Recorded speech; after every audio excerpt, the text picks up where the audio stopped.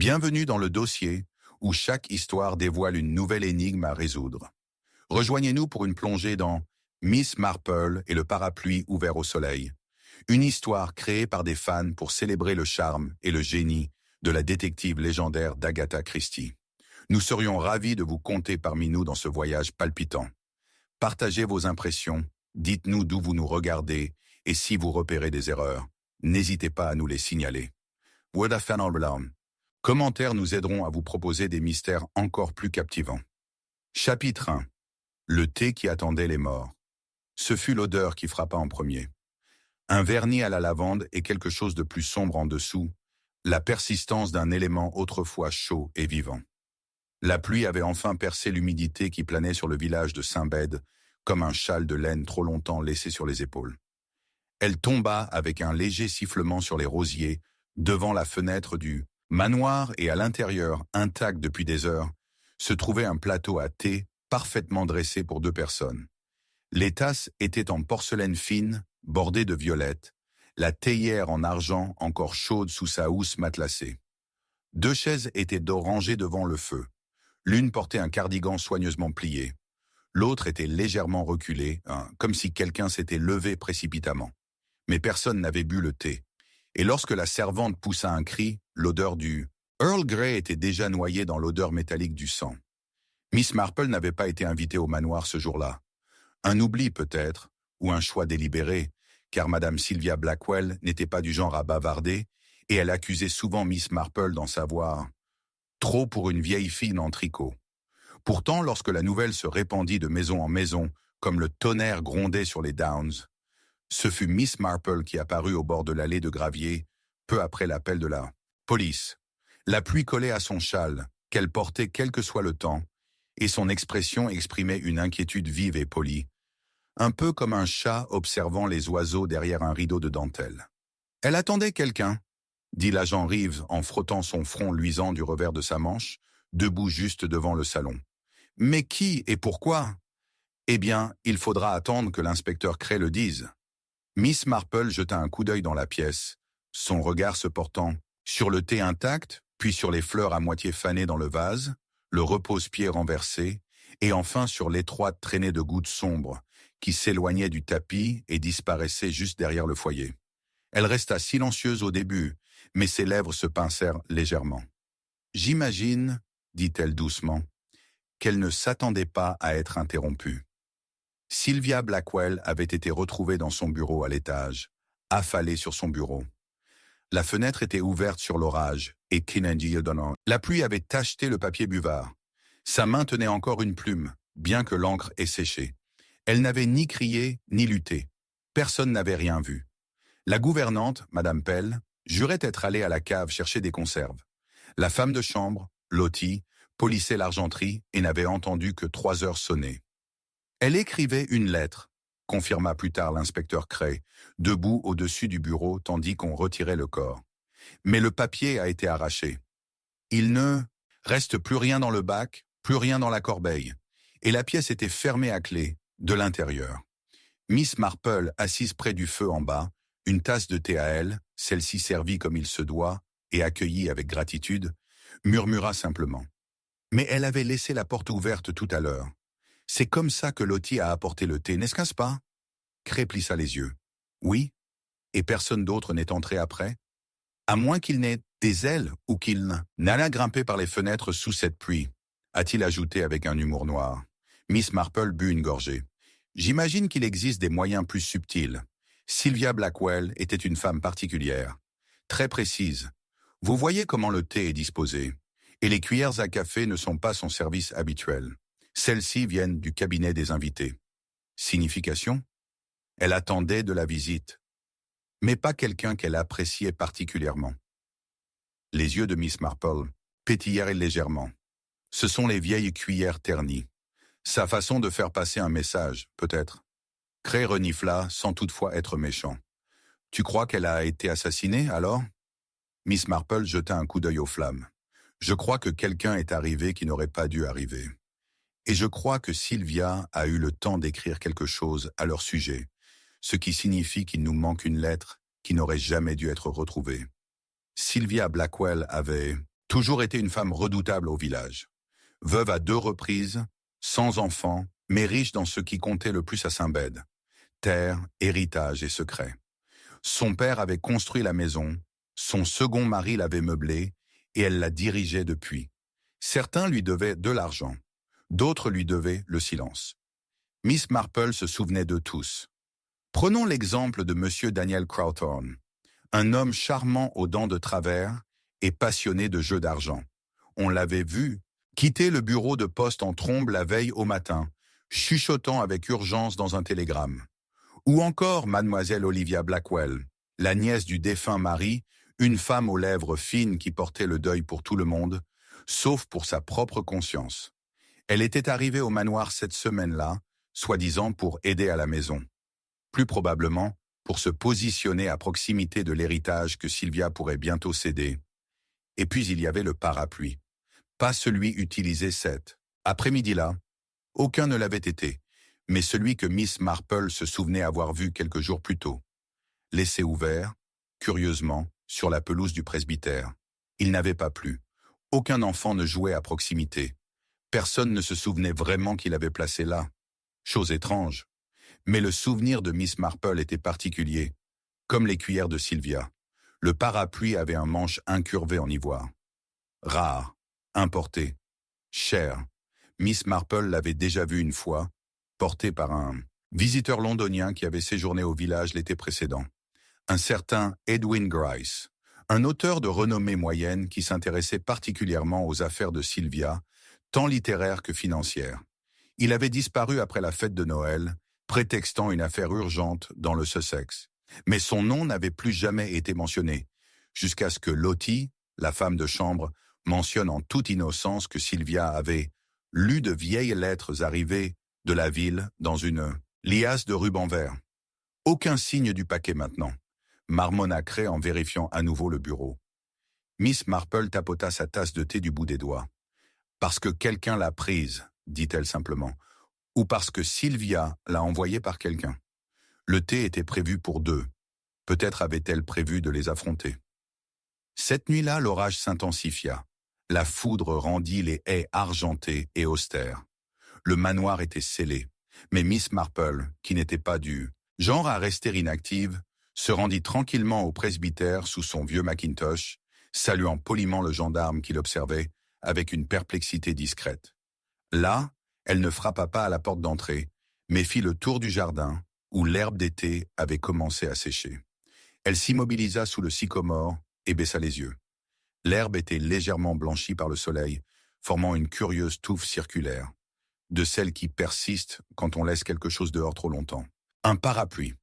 De retour à la maison, Miss Marple ouvrit son carnet et écrivit un nom sous 3 soulignements nets, Edwin Grice, et puis une seconde, Olivia Blackwell, un pour le parapluie, un pour le thé.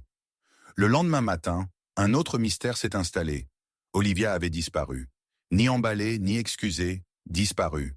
Sa chambre était restée parfaitement rangée, ses gants toujours sur la commode. Un léger parfum flottait encore dans l'air. Mais la porte-fenêtre donnant sur le jardin était ouverte. Pas de traces de pas dans l'herbe. Pas de voiture entendue. Pas de mots. L'inspecteur Cray était furieux. Personne ne quitte ce village sans passer par la place ou le pont. Et pourtant, elle est partie. Miss Marple regarda la broderie à moitié terminée dans le salon d'Olivia. Elle ne voulait pas partir. Ou plutôt, elle n'est pas partie de son plein gré. L'ouvrage est trop délicat. Personne n'abandonne un fil en plein point, sauf si quelque chose l'y oblige. Cray se frotta les tempes. On a donc un meurtre, une lettre disparue, et une femme qui disparaît sans chaussures. Et un plateau de thé pour 2, ajouta Miss Marple. N'oubliez pas ça. Sylvia préparait une confrontation à laquelle elle n'a pas survécu. Et maintenant, le deuxième invité a disparu. Nous devons nous demander, était-elle une victime ou le bourreau? La pluie revint dans l'après-midi. La gouvernante pleurait doucement dans la cuisine. Lottie restait au grenier. Miss Marple parcourut à nouveau le salon, s'arrêtant devant le plateau. Puis elle leva les yeux, les plissant vers la pendule. Cela s'était arrêté. Les aiguilles étaient de figées à 3h07. Et pourtant, plus tôt, lorsque Cray avait interrogé la femme de chambre, elle avait dit que le cri si tenté que ce soit un cri, était venu au coup de 3 heures. 3 heures. Mais l'horloge indiquait 7 minutes de retard. Pas beaucoup, mais juste assez. Miss Marple s'approcha, puis ouvrit délicatement le dos de l'horloge. À l'intérieur, niché entre les engrenages et les ressorts en laiton, se trouvait un objet unique. Plié serré, les bords jaunis. Une page, une lettre, un document qui avait été arraché de son bloc-notes et caché non pas par le tueur, mais peut-être par Sylvia elle-même. Miss Marple ne le lut qu'une fois. Sa main tremblait légèrement. Puis elle le glissa dans son sac à main et se tourna vers le couloir. « Je dois parler à l'inspecteur Cray, » dit-elle calmement. « Et nous devons retrouver ce parapluie. » Et pour la première fois dans la longue et paisible paix de Saint-Bède, ce ne fut pas la cloche de l'église qui sonna le plus fort, mais le silence qui la suivit, comme si tout le village attendait un thé qui ne serait jamais servi et des réponses écrites sous la pluie. Chapitre 2. Le parapluie qui n'était jamais censé sécher. Le parapluie était posé exactement là où il n'aurait pas dû être, ouvert, retourné, planté au beau milieu du vieux terrain de cricket derrière le presbytère, luisant faiblement dans la rosée matinale. La pluie avait cessé depuis des heures, et pourtant le tissu restait humide. Non pas à cause des intempéries, de l'usage, ou peut-être d'un mauvais usage.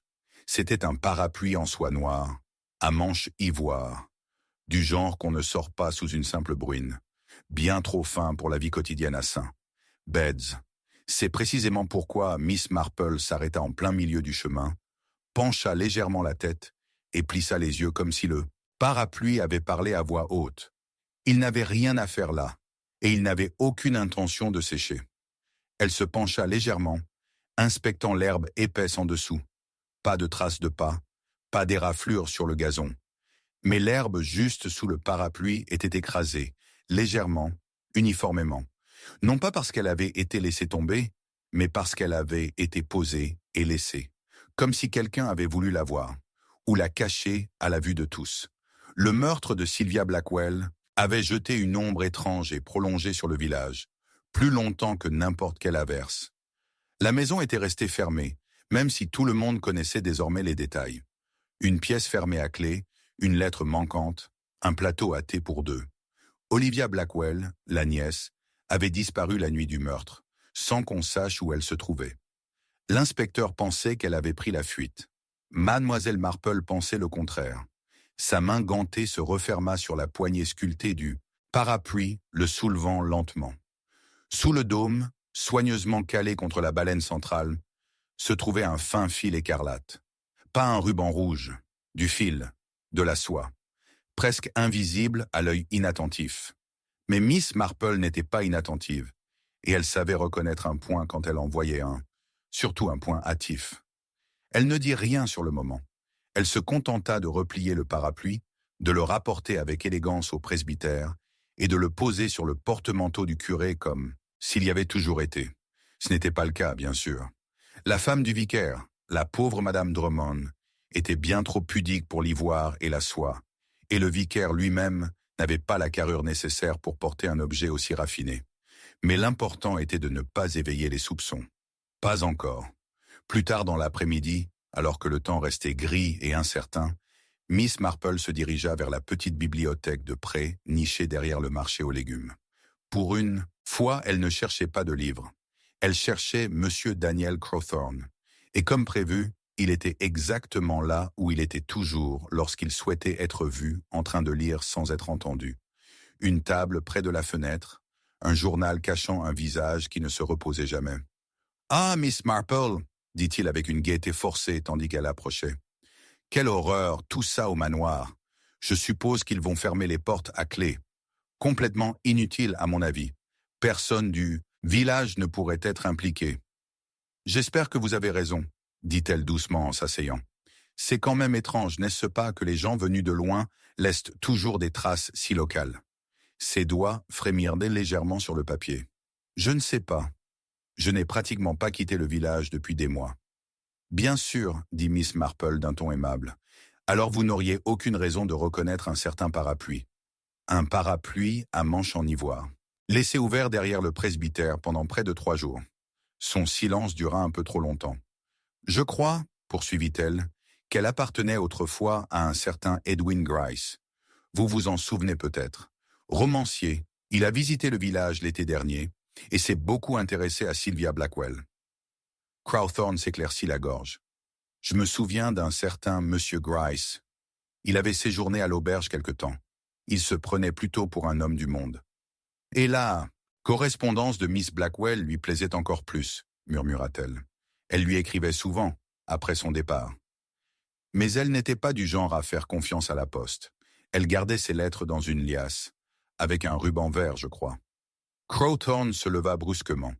Je crains de me souvenir d'une réunion à laquelle je suis terriblement en retard. Veuillez m'excuser, Miss Marple.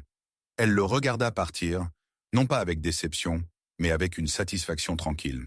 Elle ne s'attendait pas à une confession, juste à un tremblement. Et elle l'avait eu. Un tremblement qui correspondait au point de suture hâtif sous la toile du parapluie.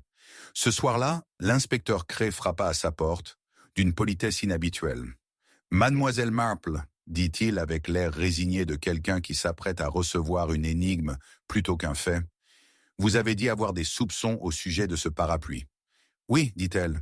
Je crois aussi que le meurtre de Sylvia. Blackwell a été planifié plus longtemps qu'on ne le pensait. Et je crois que ce parapluie a été posé, pas laissé. » Cray le fixa. « Planté ? » ?»« Oui, avec soin. Non pas pour protéger de la pluie, pour tromper.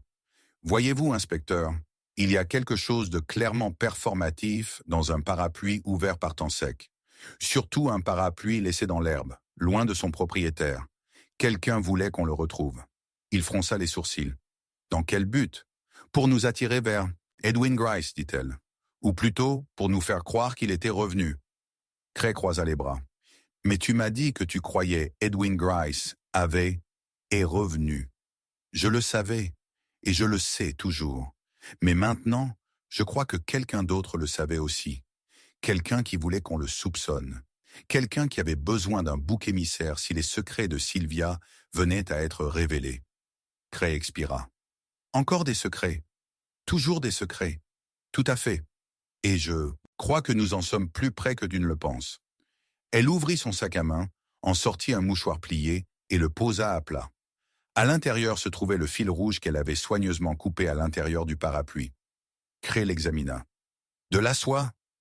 Oui. Et si je ne me trompe pas, c'est exactement la même teinte que celle utilisée pour la broderie d'Olivia Blackwell. L'expression de Cray s'assombrit. Tu crois qu'Olivia l'a laissée là? Je crois qu'Olivia n'est peut-être jamais partie. Il y eut un moment de silence entre eux. Puis Cray dit lentement. Tu crois qu'elle est encore au village? Je pense que quelqu'un sait où elle est, répondit Miss Marple, ou ce qui lui est arrivé. Le fil nous apprend deux choses, inspecteur. Premièrement, qu'Olivia avait accès au parapluie. Deuxièmement, qu'elle a peut-être essayé d'y cacher quelque chose, ou d'avertir quelqu'un. Peut-être même Sylvia. Cray fronça les sourcils. Un message? C'est possible, dit doucement Miss Marple. Un point de suture fait pour être vu. Olivia avait les doigts délicats et l'habitude de tout garder secret. Mais elle n'était pas assez intelligente pour rester cachée toute seule. Elle a été aidée, ou elle a été réduite au silence. Cray avait l'air sombre. Et les seules personnes qui auraient pu faire ça étaient déjà dans la maison la nuit où Sylvia est morte. Ou qu'il avait des clés, ajouta Miss Marple, et la volonté de s'en servir. Cette nuit-là, bien après que les rues se furent vidées et que l'orage fut revenu par à-coups, Miss Marple fit une nouvelle promenade tranquille, non pas vers le presbytère ni vers la bibliothèque, mais le long de l'étroit sentier derrière le manoir. Elle longea la cabane du jardinier, les haies, jusqu'à atteindre la serre. Elle n'avait pas été ouverte depuis des jours. Le lierre rampait le long de la vitre et la condensation brouillait l'intérieur. Mais lorsqu'elle pressa la porte d'une main gantée, elle céda légèrement. Ni verrouillée, juste immobile. À l'intérieur, l'air était chaud et chargé de pourriture et de roses. Une lanterne solitaire était suspendue à un crochet rouillé. Le verre craquait sous ses chaussures. Et là, derrière une touffe de chrysanthèmes fanés, se trouvait un tissu plié, un ruban vert, serré autour d'une pile de papier, l'écriture de Sylvia, intacte, intouchée. Mais ce n'est pas cette découverte qui a figé Miss Marple. C'était le bord d'une chaussure, à moitié enfouie sous un sac de jute, à peine visible à la lumière de la lanterne. Une chaussure pâle et délicate, lacée de couleur crème. Elle ne souleva pas le sac. Pas encore. Elle se retourna simplement et retourna prudemment à la maison du gendarme, le paquet de rubans verts à la main. Le parapluie, dit-elle, lorsque l'inspecteur Cray la rejoignit à la porte, n'était pas fait pour sécher, parce qu'il n'était pas fait pour être utilisé sous la pluie. Il était fait pour être ouvert une seule fois, pour transporter quelque chose à l'intérieur.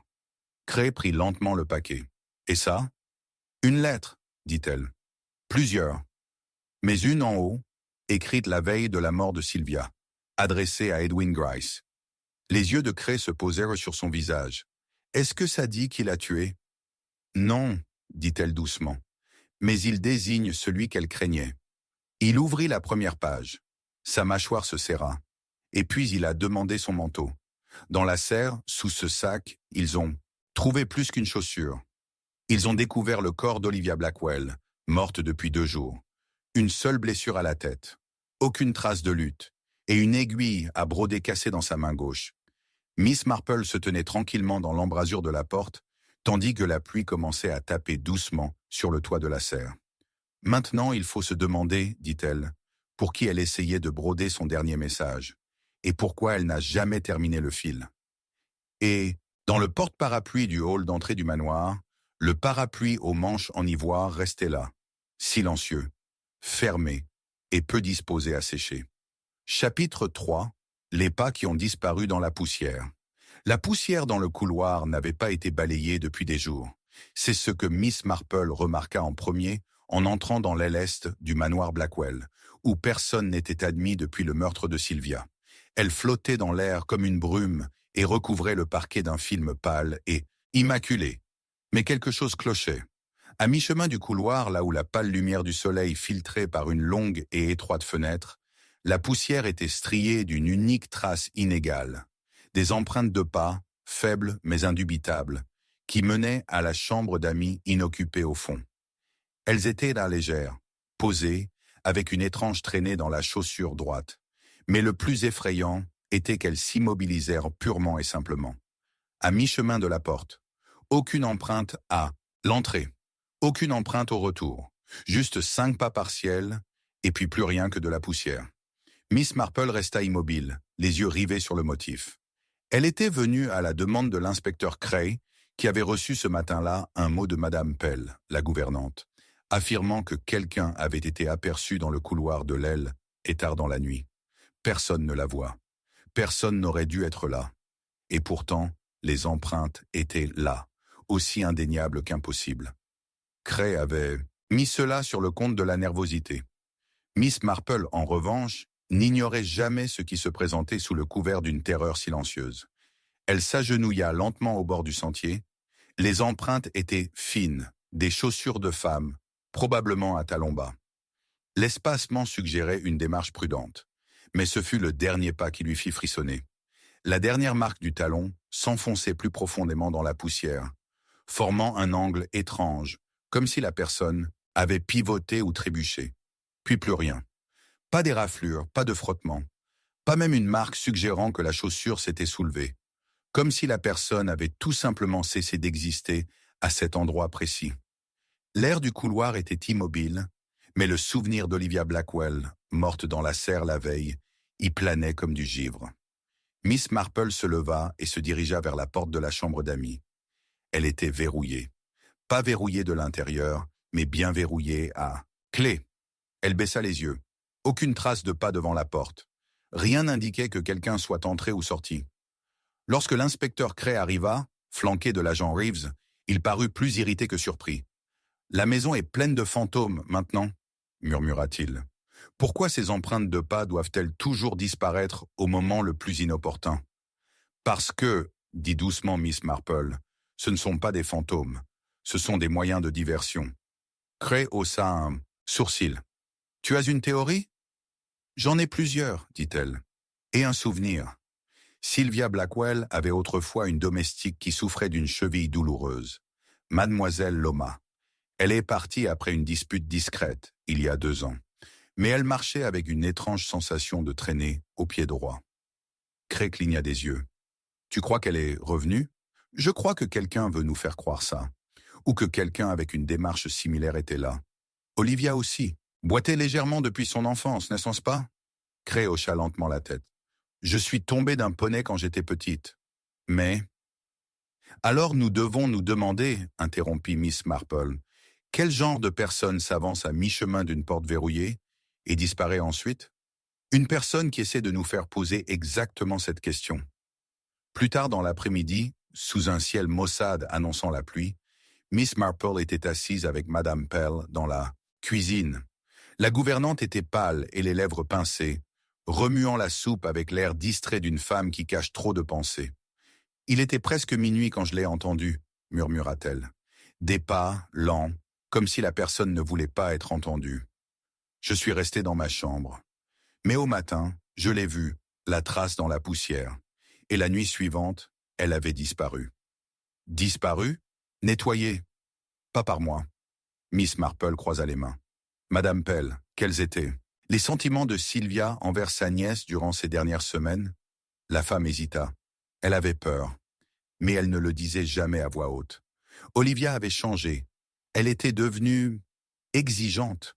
On lui posait trop souvent des questions sur le testament. Et il y a eu une dispute jeudi dernier. Bruyante.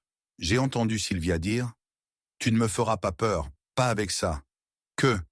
Je ne sais pas ce qu'elle voulait dire. Mais Olivia est partie en trombe après ça. Elle est allée dans le jardin en pleurant, je crois. Miss Marple sirotait son thé pensivement. Olivia avait toujours été réservée. Le genre de jeune femme qui souriait entre ses dents. Elle n'avait pas d'argent et était profondément consciente de sa dépendance. Sylvia tenait les cordons de la bourse et les maniait comme une arme. Mais Olivia avait aussi quelque chose, de la fierté. Et la fierté, Miss Marple le savait, pouvait devenir dangereuse lorsqu'elle se sentait humiliée. De retour chez elle, Miss Marple ouvrit son carnet. 3 noms y étaient inscrits. Sylvia, Olivia, Edwin Grice, en dessous d'eux, corps de cerf, indice de parapluie, empreintes de pas qui disparaissent. Elle tourna la page et commença une autre liste. Chambre d'amis fermée à clé, traces de poussière, pieds traînants, et puis, en dessous de ça, la personne qui a disparu n'est jamais entrée dans la pièce. Cette prise de conscience la frappa comme un coup de sonnette. La piste ne concernait pas l'endroit où quelqu'un est allé, mais là, où quelqu'un avait fait semblant d'y aller, c'était une mise en scène. Elle avait besoin de voir la chambre d'amis. Le lendemain matin, Cray la retrouva au manoir. La chambre d'amis était ouverte. La clé, il s'avéra, avait été retrouvée cachée dans une théière, dans l'office du majordome. Pas le premier endroit où l'on chercherait à moins d'avoir quelque chose à cacher. À l'intérieur, la pièce était impeccable. L'air était vicié. La poussière recouvrait tout, sauf le rebord de la fenêtre. Là, un croissant parfait avait été nettoyé, comme si une main s'y était posée. Devant la fenêtre, le lierre avait été récemment taillé. Une échappatoire tranquille. Miss Marple pointa du doigt. Les empreintes de pas n'étaient pas censées mener à la porte. Elles étaient destinées à nous distraire.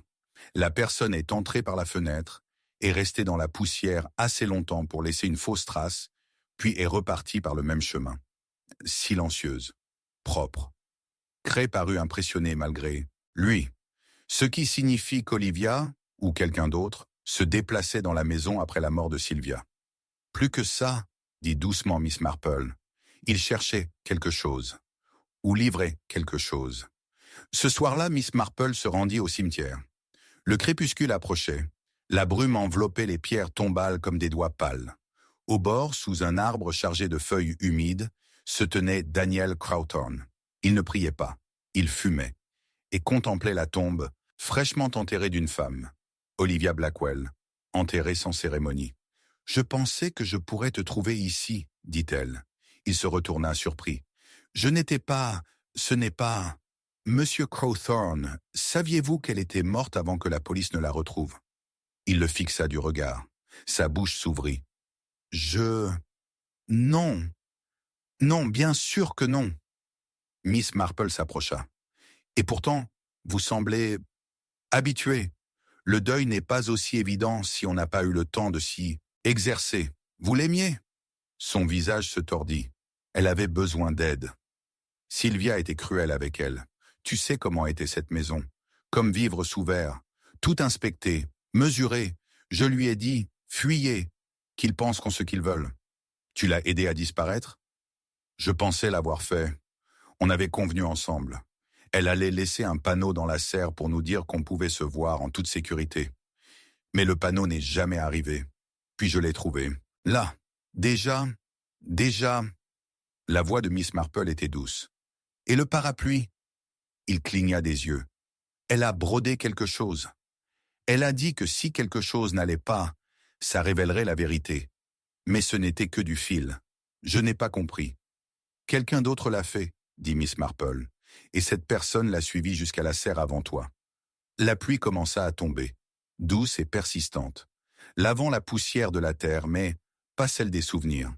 De retour chez elle, Miss Marple était assise tranquillement près du feu. Elle avait presque tout maintenant.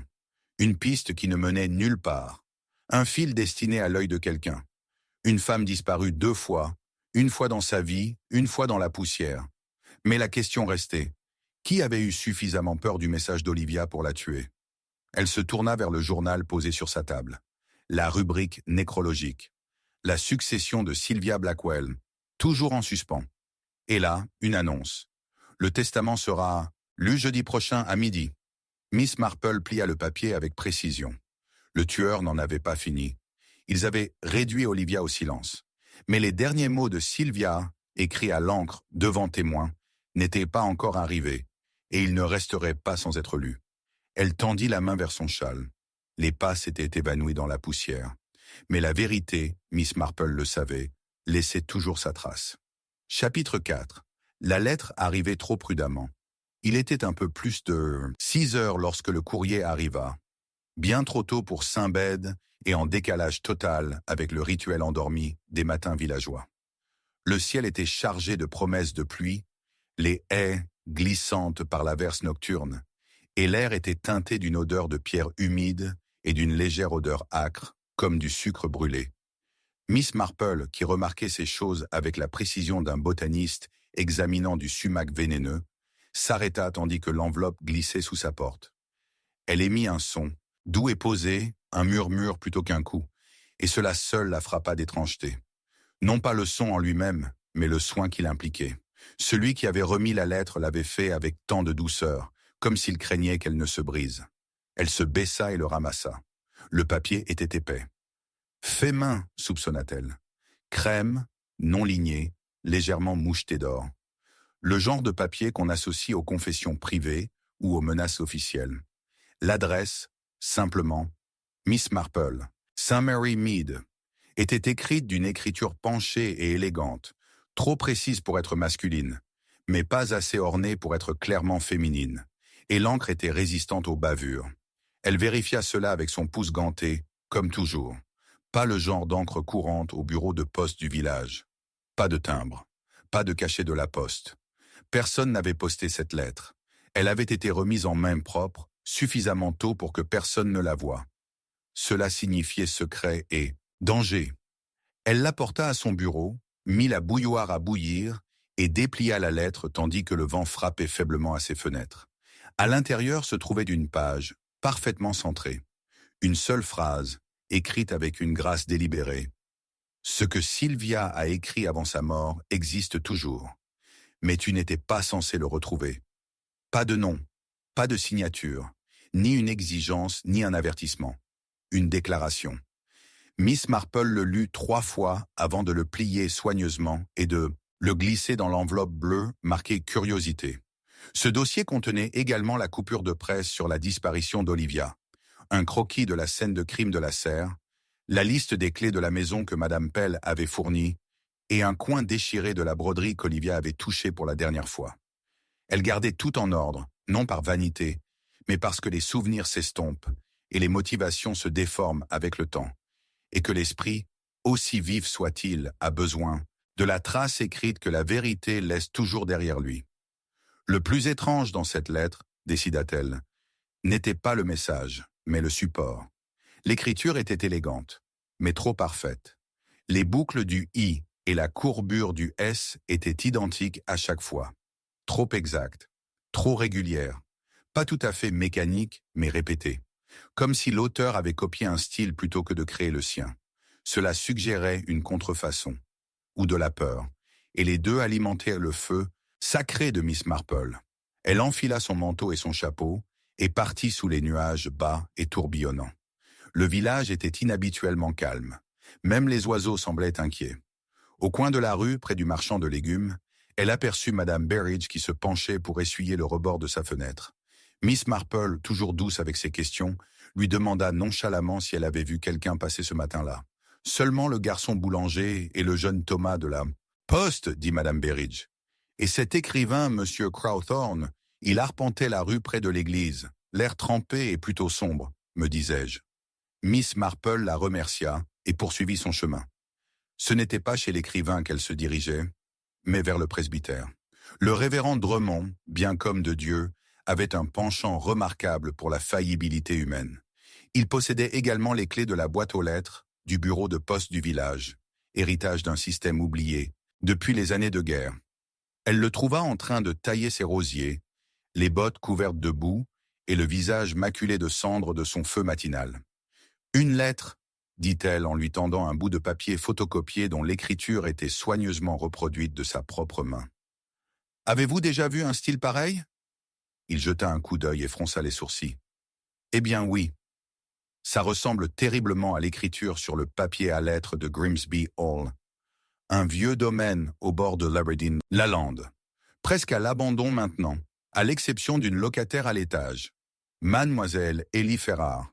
Son père était quelqu'un en Inde, je crois.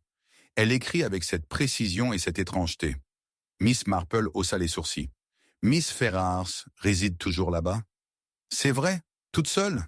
Elle ne prend jamais de courrier. Mais elle reçoit le Times. Et elle relève son courrier elle-même, toujours à l'aube. Une fille bizarre. Elle a peur de tout, mais parle comme si elle était la secrétaire de la reine. » Miss Marple le remercia, laissa le vicaire à ses roses et descendit les 3 chemins de gravier jusqu'à Grimsby Hall, où les mauvaises herbes poussaient drues entre les pierres et où les fenêtres semblaient des yeux qui observaient. Le ciel s'était assombri jusqu'à devenir un bourbier, et lorsqu'elle frappa à la haute porte, l'écho à l'intérieur fut long et creux. Il fallut attendre 2 bonnes minutes avant que la porte ne s'ouvre. Ellie Ferrars se tenait dans l'espace, pas plus de 30 ans, pâle comme un parchemin et vêtue d'un cardigan bleu trop grand pour sa silhouette mince. Elle cligna des yeux comme si elle n'était pas habituée à la lumière du jour et salua Miss Marple d'une voix neutre et impassible. « S'il s'agit du meurtre, dit-elle, je n'ai déjà parlé à personne. » Miss Marple esquissa un léger sourire. « C'est justement là le problème. Je parle au nom de ceux qui n'ont pas encore pris la parole. Je n'aime pas les visiteurs. Je comprends. Je ne sais rien. Je pense que oui. À propos d'une lettre. Une lettre qui ne m'était pas destinée. » Cela la fit taire. Pendant un instant, la lèvre inférieure de Mademoiselle Ferrars trembla. Non pas d'émotion, mais de calcul. Puis, comme si elle prenait une décision, elle ouvrit un peu plus la porte et laissa entrer Mademoiselle Marple. La pièce sentait l'encre, la poussière et l'eau de rose. Sur le bureau se trouvaient plusieurs belles feuilles de papier à lettres, exactement le même stock que celui que Miss Marple avait reçu.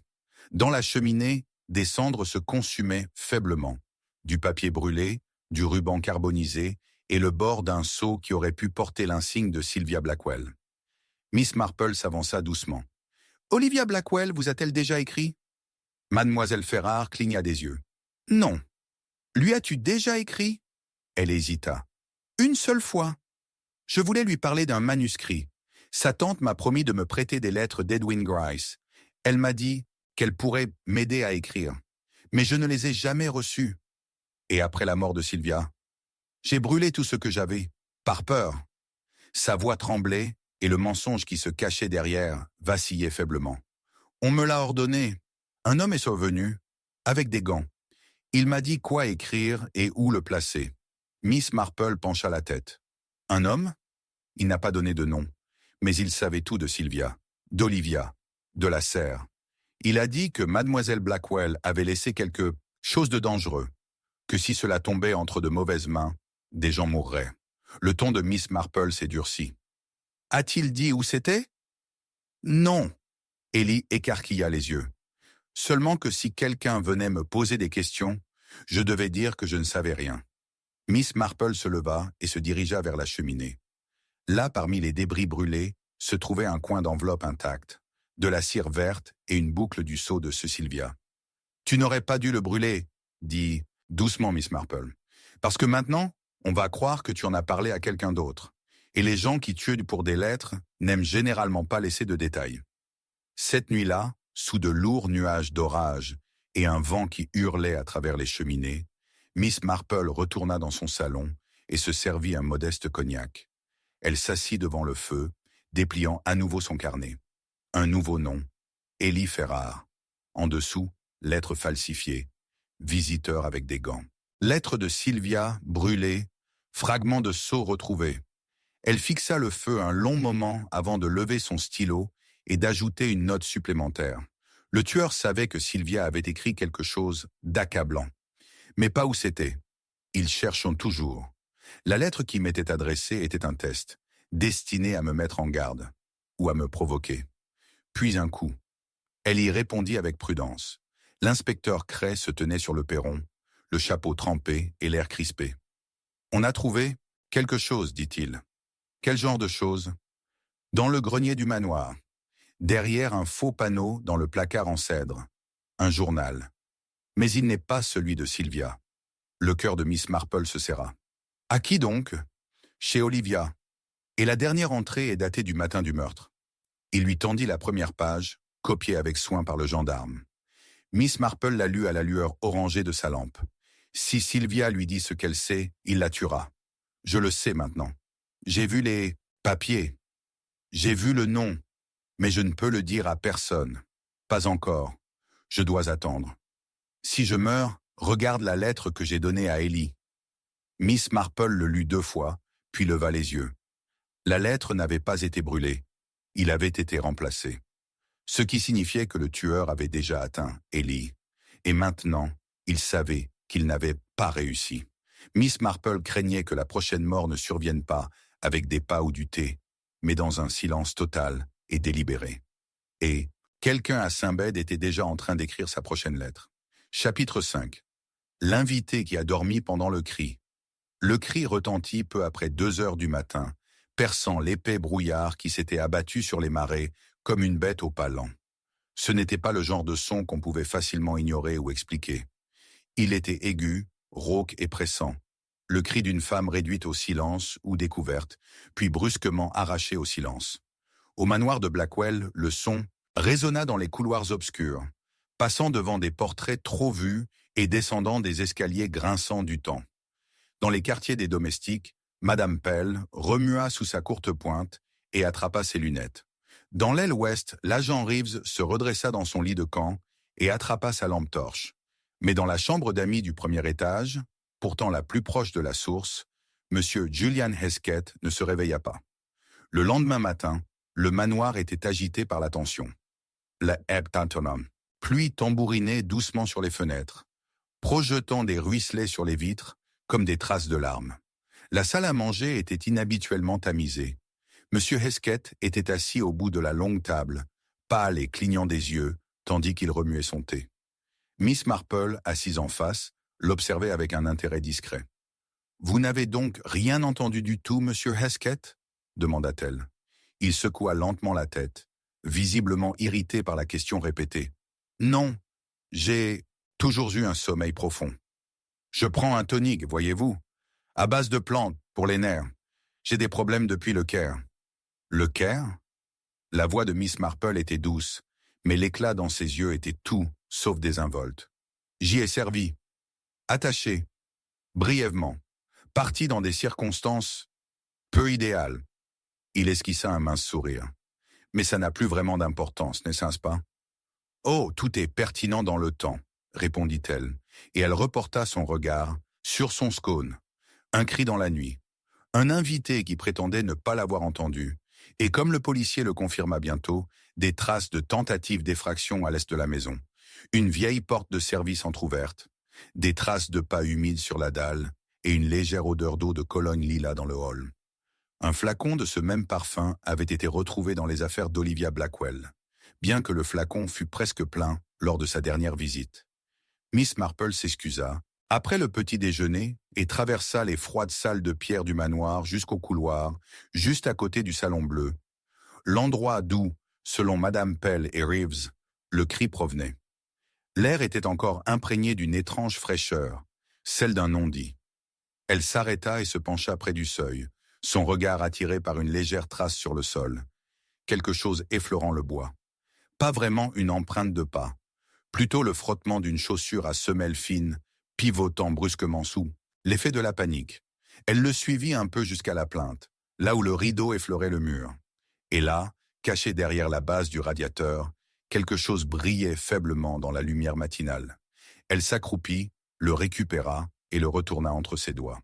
Un bouton de manchette, en or, avec une initiale gravée, H. Elle le plaça dans son réticule et continua son chemin sans un mot. Julian Hesketh, ancien diplomate et vieille connaissance de la famille, était arrivé à Blackwell Manor 2 jours seulement avant le meurtre de Sylvia.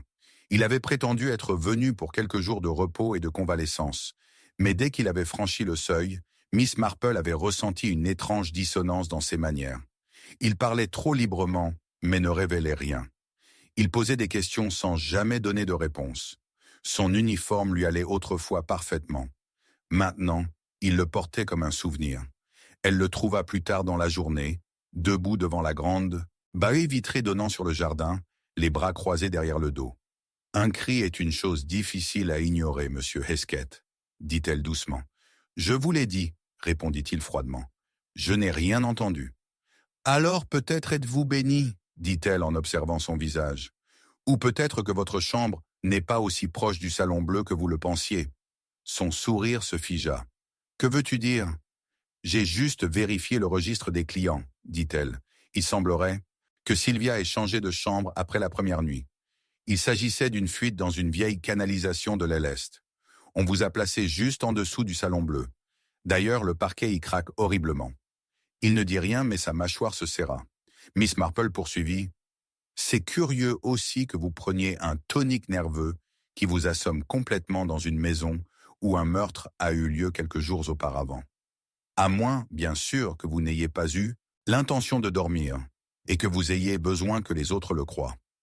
Il se retourna brusquement, mais avant qu'il puisse parler, on frappa à la porte du salon. C'était l'inspecteur Cray, le visage tiré, un dossier à la main. « Nous avons trouvé quelque chose, dit-il, dans le journal d'Olivia Blackwell. » Il déposa le livre sur la table et l'ouvrit à une nouvelle page. Le texte précis d'Olivia ne contenait que 6 mots. « Il dort pendant que les autres restent éveillés. » Cryptique, marmonna Cray. « Pas tout à fait, dit Miss Marple. C'est un avertissement.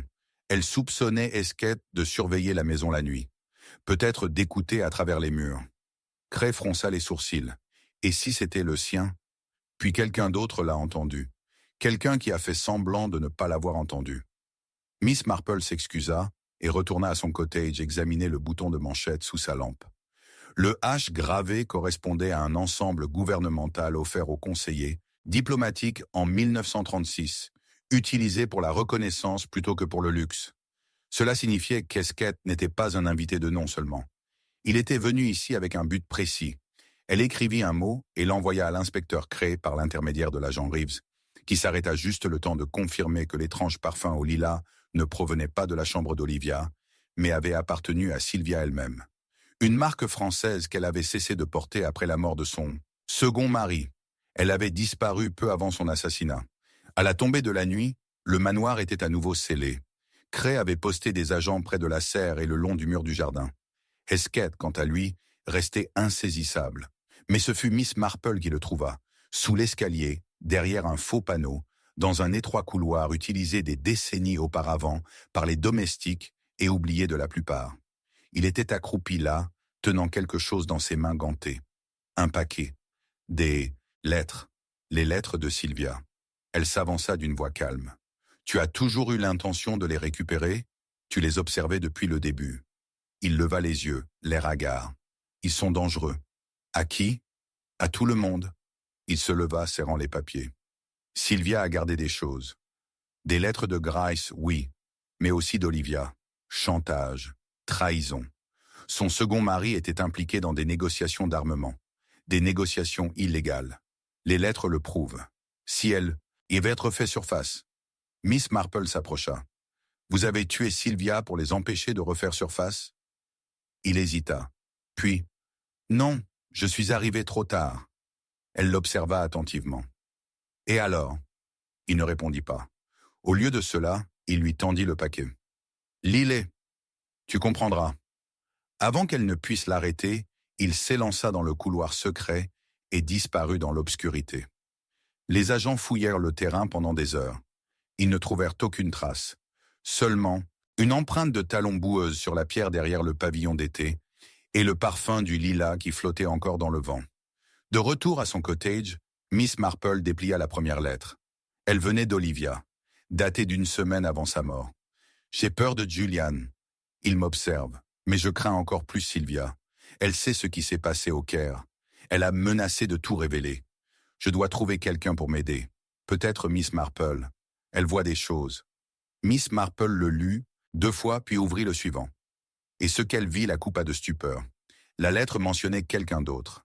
Ni Esquette, ni Sylvia, mais Ellie Ferrars, l'invité qui n'était jamais resté, et qui, Miss Marple réalisa alors, n'avait jamais vraiment eu peur. J'attends juste, écoute, et guidait chaque cri vers le silence. Chapitre 6. Le portrait qu'il a vu mourir. Tout commença par le bruit d'une toile frottant contre le bois. Un léger craquement, presque imperceptible, comme si quelque chose, dont le cadre ajustait légèrement son regard. La pièce était fermée à clé depuis le meurtre. Le salon privé de Sylvia Blackwell, drapé de velours bordeaux et imprégné du parfum du bois de santal et du parfum cassant de la lavande séchée. L'inspecteur Cray avait ordonné qu'elle soit scellée jusqu'à nouvel ordre. Mais Miss Marple avait demandé à y jeter un second coup d'œil, et grâce à la lettre découverte la veille, l'une nommant Ellie Ferrars et laissant entrevoir les derniers soupçons de Sylvia, Cray avait accepté à contre-cœur. La porte fut déverrouillée en milieu d'après-midi, et à la tombée de la nuit, il trouverait l'élément qui avait bouleversé toute l'enquête. Miss Marple se tenait seule devant le portrait. C'était la grand-mère de Sylvia, Eugenia Blackwell, peinte à l'huile par un peintre hollandais à la fin du XIXe siècle. Elle était assise, le dos droit, ses mains gantées posées sur une canne en ivoire ornée, le regard fixe et entendu qui semblait vous suivre à travers la pièce. Cela avait toujours perturbé le personnel. Lottie, la femme de chambre, refusait de faire la poussière en dessous sans fredonner, et la gouvernante avait un jour recouvert le cadran d'un linge lorsque les horloges s'arrêtèrent de tourner. Mais Sylvia l'avait adorée. Elle affirmait qu'Eugenia jugeait tous ceux qui entraient et commentait souvent avec son petit sourire sévère. Elle voit plus que la plupart. Or, les yeux étaient anormaux. Miss Marple se pencha. Pas le regard. Peint. Non, il restait inchangé. Mais sous la vitre qui protégeait la toile, quelque chose de nouveau était apparu. Une légère déformation au coin de l'œil gauche. Presque comme si le verre derrière l'iris peint avait été rayé. Ou, non, pas rayé, déplacé, retiré et remis en place. Il y avait une minuscule entaille, à peine visible, juste sous la paupière inférieure. Et plus curieux encore, le clou du cadre en bois avait été récemment déplacé.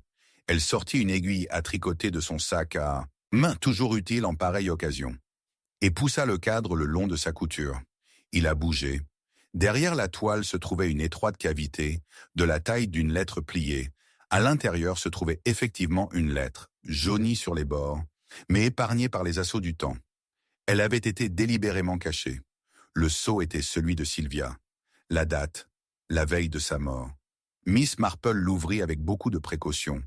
L'écriture était ferme et rapide. À retrouver si je suis assassiné. Je ne me fais aucune illusion sur les manigances qui se jouent autour de moi. Le désespoir d'Olivia, le silence de Julian et Ellie Ferrars. Ne vous laissez pas tromper par son masque pâle. Elle connaissait Edmund, elle connaissait Kerr. Elle craint plus d'être exposée que de voir la justice rendue. Il y a quelque chose qu'elle veut récupérer, quelque chose enfoui dans le sol qui ne lui a jamais appartenu. Miss Marple la lut 2 fois, puis remit la lettre dans son sac à main et se retourna pour partir. Mais avant cela, elle regarda une fois de plus le visage peint d'Eugenia et murmura « Tu as tout vu, n'est-ce pas ?» La pluie commença à tomber alors qu'elle traversait l'allée. Elle tombait en longues lignes obliques, sifflant contre les haies et brouillant la lumière des lampadaires qui vacillaient le long du chemin. Une silhouette attendait près du mur du jardin. L'agent Reeves, trempé et inquiet. « Mademoiselle, dit-il, vous devriez voir ça. » Il la conduisit sur le chemin de gravier jusqu'à la remise à outils. Là, à côté du tas de compost, une parcelle de terre fraîchement retournée. Dans la boue, à moitié recouverte par un sac de jardinier, se trouvait une petite boîte en métal, du genre de celle qu'on utilise pour ranger des documents ou des objets de valeur. À l'intérieur se trouvaient plusieurs objets enveloppés dans de la toile cirée. Un passeport au nom de Sylvia, 2 lettres d'Edwin Grice, un médaillon gravé des armoiries de Macy's, la famille Blackwell. Et tout en bas, quelque chose de bien plus étrange. Une page arrachée d'un manifeste de transport égyptien, daté de 1937, sur laquelle le nom d'Eli Ferrars était inscrit comme passager aux côtés d'Edmund Blackwell, le second mari de Sylvia, décédé depuis longtemps. Miss Marple tenait le journal à la main, tandis que la pluie tombait plus fort. « Alors, dit-elle doucement, ils se connaissaient finalement. » De retour à son chalet, elle prépara son thé du soir d'une main tremblante. Cela changea tout. Edmond était censé être mort de maladie à l'étranger. Mais s'il était revenu, s'il avait été avec Eli Ferrars juste avant sa mort, cela signifiait un secret partagé. Un secret que Sylvia avait, d'une manière ou d'une autre, découvert. Un secret qu'Eli tuerait pour l'enterrer à nouveau. L'inspecteur Cray arriva une demi-heure plus tard, appelé par Reeve. Mademoiselle Marple lui tendit la lettre et le manifeste. Il les lut en silence, puis s'assit lourdement dans le fauteuil à oreilles. « C'est pire que prévu. »« Elle savait, » dit Miss Marple. « Sylvia a découvert quelque chose, peut-être par accident. Peut-être dans une boîte de vieilles lettres ou dans le journal d'Olivia. Elle a confronté Ellie, et puis elle a caché cette lettre, certaine de ne pas survivre à la semaine. » Cray fronça les sourcils. « Et le portrait ?»« Elle a dû lui faire confiance, » répondit Miss Marple. « Dans une maison pleine de trahison, quelle meilleure cachette que les yeux du passé ?» Cray se leva. « On fera venir mademoiselle Ferrars, ce soir. » Mais lorsqu'ils arrivèrent à Grimsby Hall, Eli Ferrars n'était plus là. La maison était sombre, le feu froid, sa valise disparue. Dans la cuisine, une fiole de laudanum vide était posée sur la table, à côté d'un verre à moitié rempli d'eau. Pas assez pour tuer, juste assez pour engourdir. Et à côté, une seconde enveloppe. Celle-ci, adressée non pas à Sylvia, mais à Julian Hesketh. Miss Marple l'ouvrit lentement. « Tu as toujours dit que le passé ne pouvait pas nous atteindre. Mais tu avais tort, Sylvia le savait. Olivia a deviné. Et moi, je n'ai jamais cessé de courir. Si tu veux la vérité, demande-toi ce que nous avons laissé derrière nous à Alexandrie. Tu te souviens de l'enfant, de la fille. Elle n'est jamais morte. Elle a juste changé de nom. » Cray leva les yeux, son visage indéchiffrable. Miss Marple retint son souffle. Elle comprenait maintenant. Le mobile, les différentes couches, la véritable raison pour laquelle Sylvia avait été tuée. Ce n'était pas une question d'argent. Ce n'était même pas une question de lettres. Il s'agissait d'identité. L'enfant à Alexandrie, la fille qui n'est jamais morte, la femme qui est revenue à Saint-Bède avec le visage de quelqu'un d'autre. « Mon Dieu », murmura Miss Marple, elle ne cherchait pas les secrets de Sylvia. Elle cherchait les siens. Et quelque part dans le village, la femme sans nom regardait, tout comme le portrait l'était. Chapitre 7. Le testament plié sous son oreiller, l'orage survint sans prévenir, plongeant le village dans une obscurité épaisse et implacable, seulement troublée par les éclairs blancs et irréguliers qui éclairaient les vieilles cheminées du manoir Blackwell. À 00h30, tandis que la plupart des habitants de Saint-Bède étaient blottis dans leur lit, écoutant le vent gratter les vitres, Miss Marple se tenait au pied du lit de Sylvia Blackwell. Les draps étaient là froids depuis longtemps, mais sa présence persistait comme une lavande menaçante. Une servante nommée Ruth, l'une des nouvelles, nerveuse et aux yeux rouges, était arrivée en courant au cottage de Miss Marple quelques minutes auparavant, bredouillant quelque chose à propos de linge, d'enveloppe et d'un bruissement sous l'oreiller qui n'appartenait pas aux morts. L'inspecteur Cray étant toujours absent pour interroger un témoin à Melform, Miss Marple prit sur elle d'agir. La chambre était telle qu'elle était le matin où Sylvia avait été découverte, intacte, chargée d'une odeur de vieux parfums et de secrets. La fenêtre était restée légèrement entr'ouverte, les rideaux de dentelle ondulaient faiblement au vent. Un verre d'eau était encore posé près du lit, à moitié vide.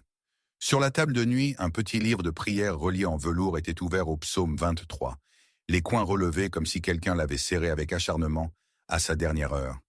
Mais ce qui intéressait Miss Marple, ce n'était ni le livre, ni les rideaux, mais l'empreinte sur le côté droit du lit et la fraîcheur de l'oreiller qui aurait dû s'affaisser sous l'effet du temps et du chagrin. Elle tendit doucement la main en dessous. Ses doigts se refermèrent sur le papier rigide. Un testament. Ce n'était pas le testament que le notaire avait lu plus tôt dans la semaine, celui qui avait légué la majeure partie de la succession Blackwell à un ensemble d'associations caritatives mineures et à des cousins éloignés.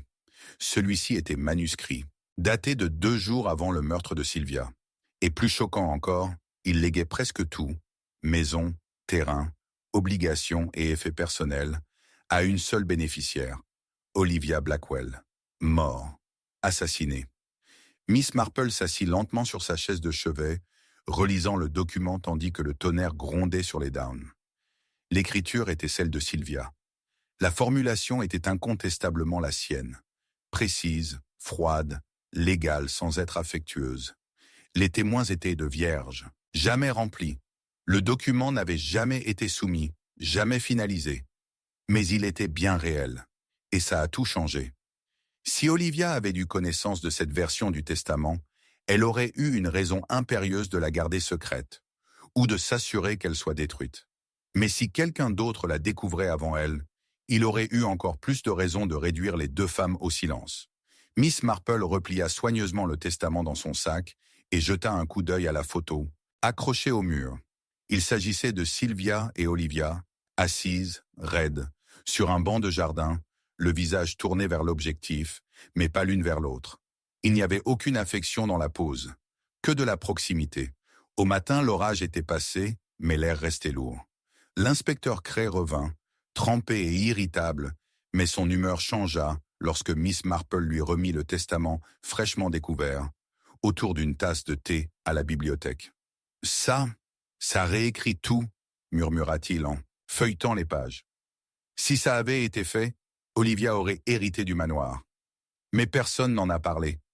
Parce que personne ne le savait, répondit Miss Marple. Ou alors ils ont fait semblant de ne pas le savoir. Mais je soupçonne que quelqu'un l'a trouvé. Peut-être après la mort de Sylvia, peut-être même avant. Et si c'est le cas, cela donne à notre tueur 2 raisons impérieuses. Faire taire Sylvia pour l'avoir écrit et faire taire Olivia pour en avoir tiré profit. Cray leva les yeux. Mais pourquoi le cacher sous l'oreiller? C'est curieux, n'est-ce pas? Dit-elle. Sylvia n'était pas sentimentale. Elle n'aurait jamais gardé quelque chose d'aussi important dans un endroit aussi intime et vulnérable, à moins de vouloir que quelqu'un le trouve, ou de craindre qu'on le lui prenne. Tu penses qu'elle se doutait que quelqu'un viendrait le chercher? Je pense qu'elle le savait, dit Miss Marple d'une voix douce, et je pense qu'elle a peut-être faim. L'ignorance jusqu'à ce qu'elle puisse réécrire ses conditions. Mais à ce moment-là, elle a scellé son destin. Ils furent interrompus par un coup frappé. C'était l'agent Reeves, essoufflé et couvert de pluie. « Je vous demande pardon, monsieur, mademoiselle Marple. Il y a quelque chose d'étrange dans le jardin ouest. » Ils le suivirent à travers la brume matinale jusqu'à la petite serre à l'entrée du domaine, désormais fermée et envahie par la végétation depuis la découverte du corps d'Olivia. Juste au-delà, sous une haie de buis, se trouvait une pochette en toile cirée, en partie déterrée par les trompes d'eau. À l'intérieur se trouvaient plusieurs lettres, toujours de la main de Sylvia, et une photographie en noir et blanc, froissée et légèrement déchirée. On y voyait un groupe de personnes debout à côté d'un bateau fluvial. Au premier plan se trouvait Edmund Blackwell, le défunt mari de Sylvia. À côté de lui, souriant d'une manière qui semblait déplacée, se tenait la jeune Ellie Ferrars. Miss Marple l'accepta en silence. « Le passé n'est pas silencieux, inspecteur, » murmura-t-elle. « Il laisse des traces comme des miettes de pain. Et maintenant, nous en avons 2. » Cet après-midi-là, Miss Marple revint à Grimsby Hall avec un panier de scones et un sourire chaleureux et agréable. Ellie Ferrars ouvrit la porte, pâle et posée, les lèvres légèrement teintées de corail. « Je pensais que tu étais partie, dit Miss Marple. Si, répondit Ellie en s'écartant. Mais je suis revenu chercher quelque chose que j'avais laissé derrière moi. Je n'étais pas sûr que quelqu'un le remarquerait. Oh, mais tout le monde remarque quand une dame disparaît dans la nuit, mademoiselle Ferrare. Surtout quand elle laisse derrière elle une lettre adressée à un homme qui a lui aussi pris la fuite. Ils étaient assis dans le salon. Ellie sirotait du thé sans le goûter. Vous étiez à Alexandrie avec Edmund Blackwell, dit Miss Marple. Vous n'étiez pas qu'un simple visiteur. Vous étiez impliqué dans quelque chose. Quelque chose que Sylvia a découvert. Ellie n'a rien dit. Miss Marple continua. Je crois que Sylvia a découvert votre lien. Elle a essayé de protéger Olivia.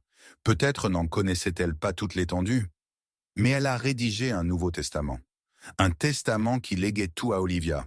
Peut-être par culpabilité, ou peut-être pour punir quelqu'un. Ellie prit enfin la parole. Je n'ai jamais tué personne. Miss Marple l'observa. Mais vous saviez qu'il avait fait. Un silence. Puis Ellie prit son sac à main et en sortit une page, pliée hermétiquement. C'était une lettre non signée, dactylographiée. Si tu tiens à ta liberté, tu te tairas. Sylvia est déjà irrécupérable. Olivia ne parlera plus. Ne sois pas la prochaine personne que nous réduirons au silence. Je l'ai trouvé dans mon courrier, dit Ellie. Pas de timbre, pas de signature. Je n'en ai parlé à personne. Miss Marple plissa les yeux. Alors le tueur savait que tu avais peur, et il savait que tu pouvais être maîtrisé. Ellie détourna le regard. Je ne voulais pas être mêlée à tout ça. Je suis venue au village pour oublier, mais ici, rien n'oublie. Miss Marple hocha la tête, la voix s'adoucissant. La peur a une étrange façon de façonner le silence. Mais le silence finit toujours par se rompre, Miss Ferrare.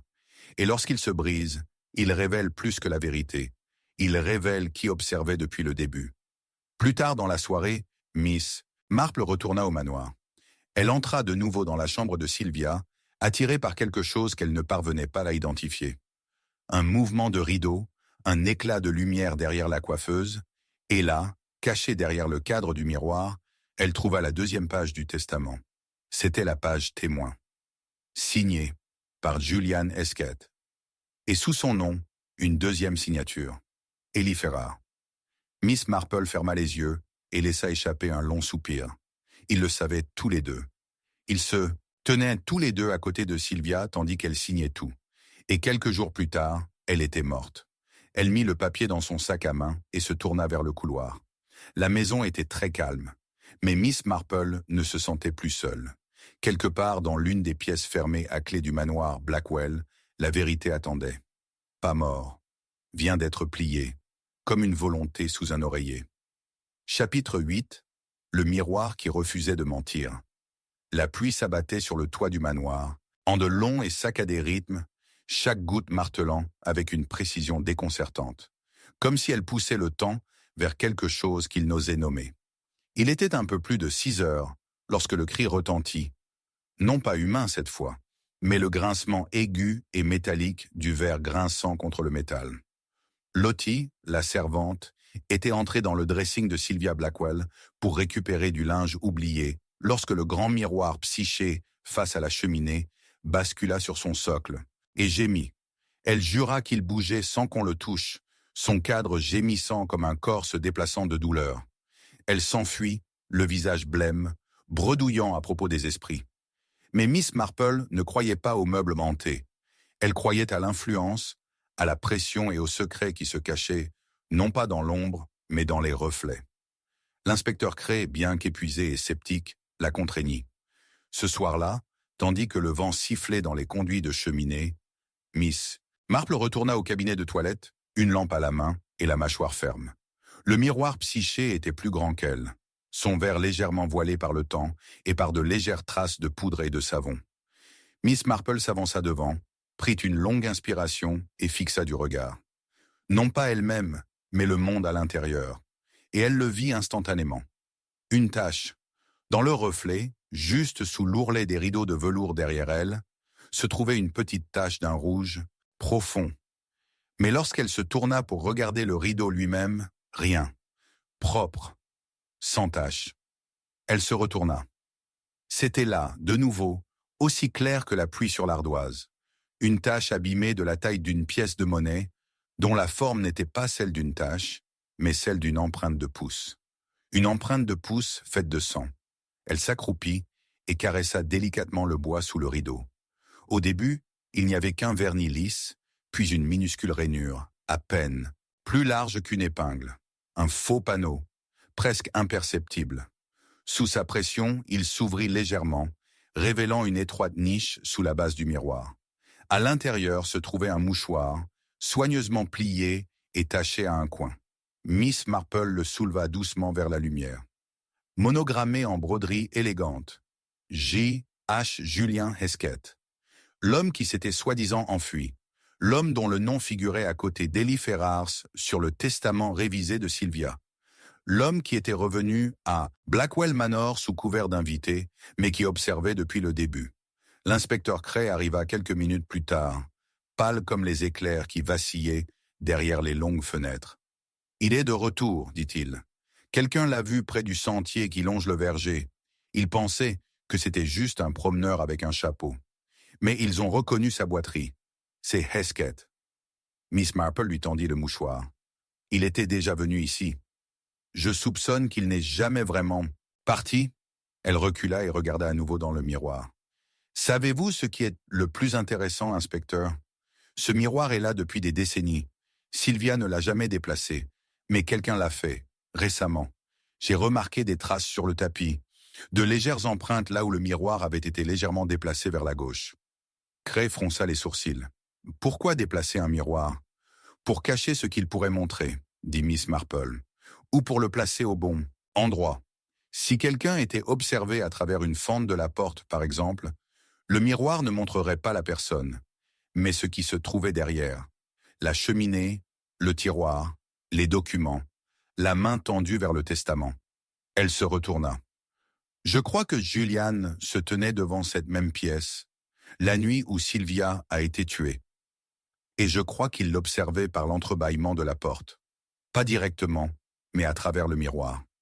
C'est comme ça qu'il a su où elle avait caché le testament. » Les yeux de Cray s'écarquillèrent. « Tu crois qu'il n'est pas entré? »« Oh, je crois qu'il a fini par entrer, » dit Miss Marple. Mais à ce moment-là, Sylvia était morte. Cette nuit-là, alors que l'orage hurlait à nouveau, Miss Marple parcourut le couloir entre la chambre de Sylvia et l'aile ouest, passant devant des portraits qui l'observèrent de leurs yeux aveugles et huileux. Elle s'arrêta devant l'armoire à linge, où Ruth, la servante, prétendait avoir entendu des murmures 2 nuits auparavant. Miss Marple ouvrit la porte et entra. L'air était chargé d'amidon et d'huile de cèdre. Elle s'accroupit et se pressa doucement contre le mur du fond, où les lambris cédèrent dans un bruit sourd et creux. Un autre faux panneau, un autre passage. Et celle-ci, réalisa-t-elle, se trouvait juste derrière le miroir du dressing. Miss Marple alluma sa lampe et se glissa dans le passage sombre, son châle s'accrochant aux échardes et aux toiles d'araignée. Il était étroit et poussiéreux, avec à peine assez de place pour se tenir debout. Mais arrivée au bout, elle se retrouva derrière une fine fente, parfaitement découpée, face au cadre du miroir. N'importe qui pouvait voir tout ce que Sylvia faisait, sans jamais être vu. Et il pourrait y parvenir. Là, au bord de la fente, il y avait une autre trace de sang, séchée, légère, de l'épaisseur d'1 pouce. Elle prit un morceau de tissu et le tamponna soigneusement. De retour dans la pièce, Cray écoutait avec une incrédulité croissante. « Alors, il a tendu la main ?» Miss Marple secoua la tête. « Pas au début. Je crois qu'il l'observait. Sylvia a dû sentir quelque chose. Peut-être a-t-elle aperçu un mouvement dans le miroir. » Elle se retourna. Elle tendit la main vers le tiroir. Et puis, dans un moment de panique ou de rage, il frappa. « Avec quoi ? » « Je soupçonne la base du miroir elle-même, » dit-elle doucement. Un bord fin, juste assez tranchant. Il l'a frappé, puis s'est rendu compte qu'il ne pouvait pas fouiller la pièce ouvertement. Alors il a traîné le corps jusqu'au bureau, il a mis la scène en scène. Cray s'affala dans le fauteuil près du feu. Il l'a regardé mourir, et le miroir a tout vu. Miss Marple regarda à nouveau son reflet. Mais le miroir ne mentirait pas. Au petit matin, ils l'ont trouvé. Julian Hesketh, trempé et grelottant, était accroupi sous l'arche du vieux pont de pierre, près du verger. Il avait un pistolet dans son manteau, mais n'avait pas le courage de s'en servir. Reeves le désarma. Cray lut l'acte d'accusation. Et Miss Marple se tenait aux côtés du policier avec une dignité tranquille, tandis que l'homme qui avait tué pour le silence était conduit à l'aube. Pourtant, même lorsque la lumière perça le ciel, Miss Marple ne se sentit pas à l'aise. Car une question restait sans réponse. Pourquoi Sylvia avait-elle inscrit Olivia dans son testament? Elle ne l'a jamais aimée, elle ne lui a jamais fait confiance. Et pourtant, elle a tout donné. Moins, bien sûr, qu'Olivia ne soit pas la véritable héritière. À moins que quelqu'un d'autre soit censé tout recevoir. Quelqu'un qui a changé de nom. Quelqu'un est encore en vie et en regardant depuis le cadre. Chapitre 9. Le thé de l'après-midi qui n'a pas été touché. Le plateau d'argent était posé, intact, sur la table basse de la véranda. 2 tasses à thé parfaitement posées sur de délicates soucoupes bordées d'or rose, un pot à lait légèrement ruisselant de condensation et une assiette de sandwich qui commençait à se recourber légèrement. Le thé encore chaud fumait légèrement dans la lumière du début d'automne, mais la pièce elle-même était froide. Ce n'était pas le froid du temps, même si la journée était devenue fraîche avec le vent bruissant dans les ifs à l'extérieur.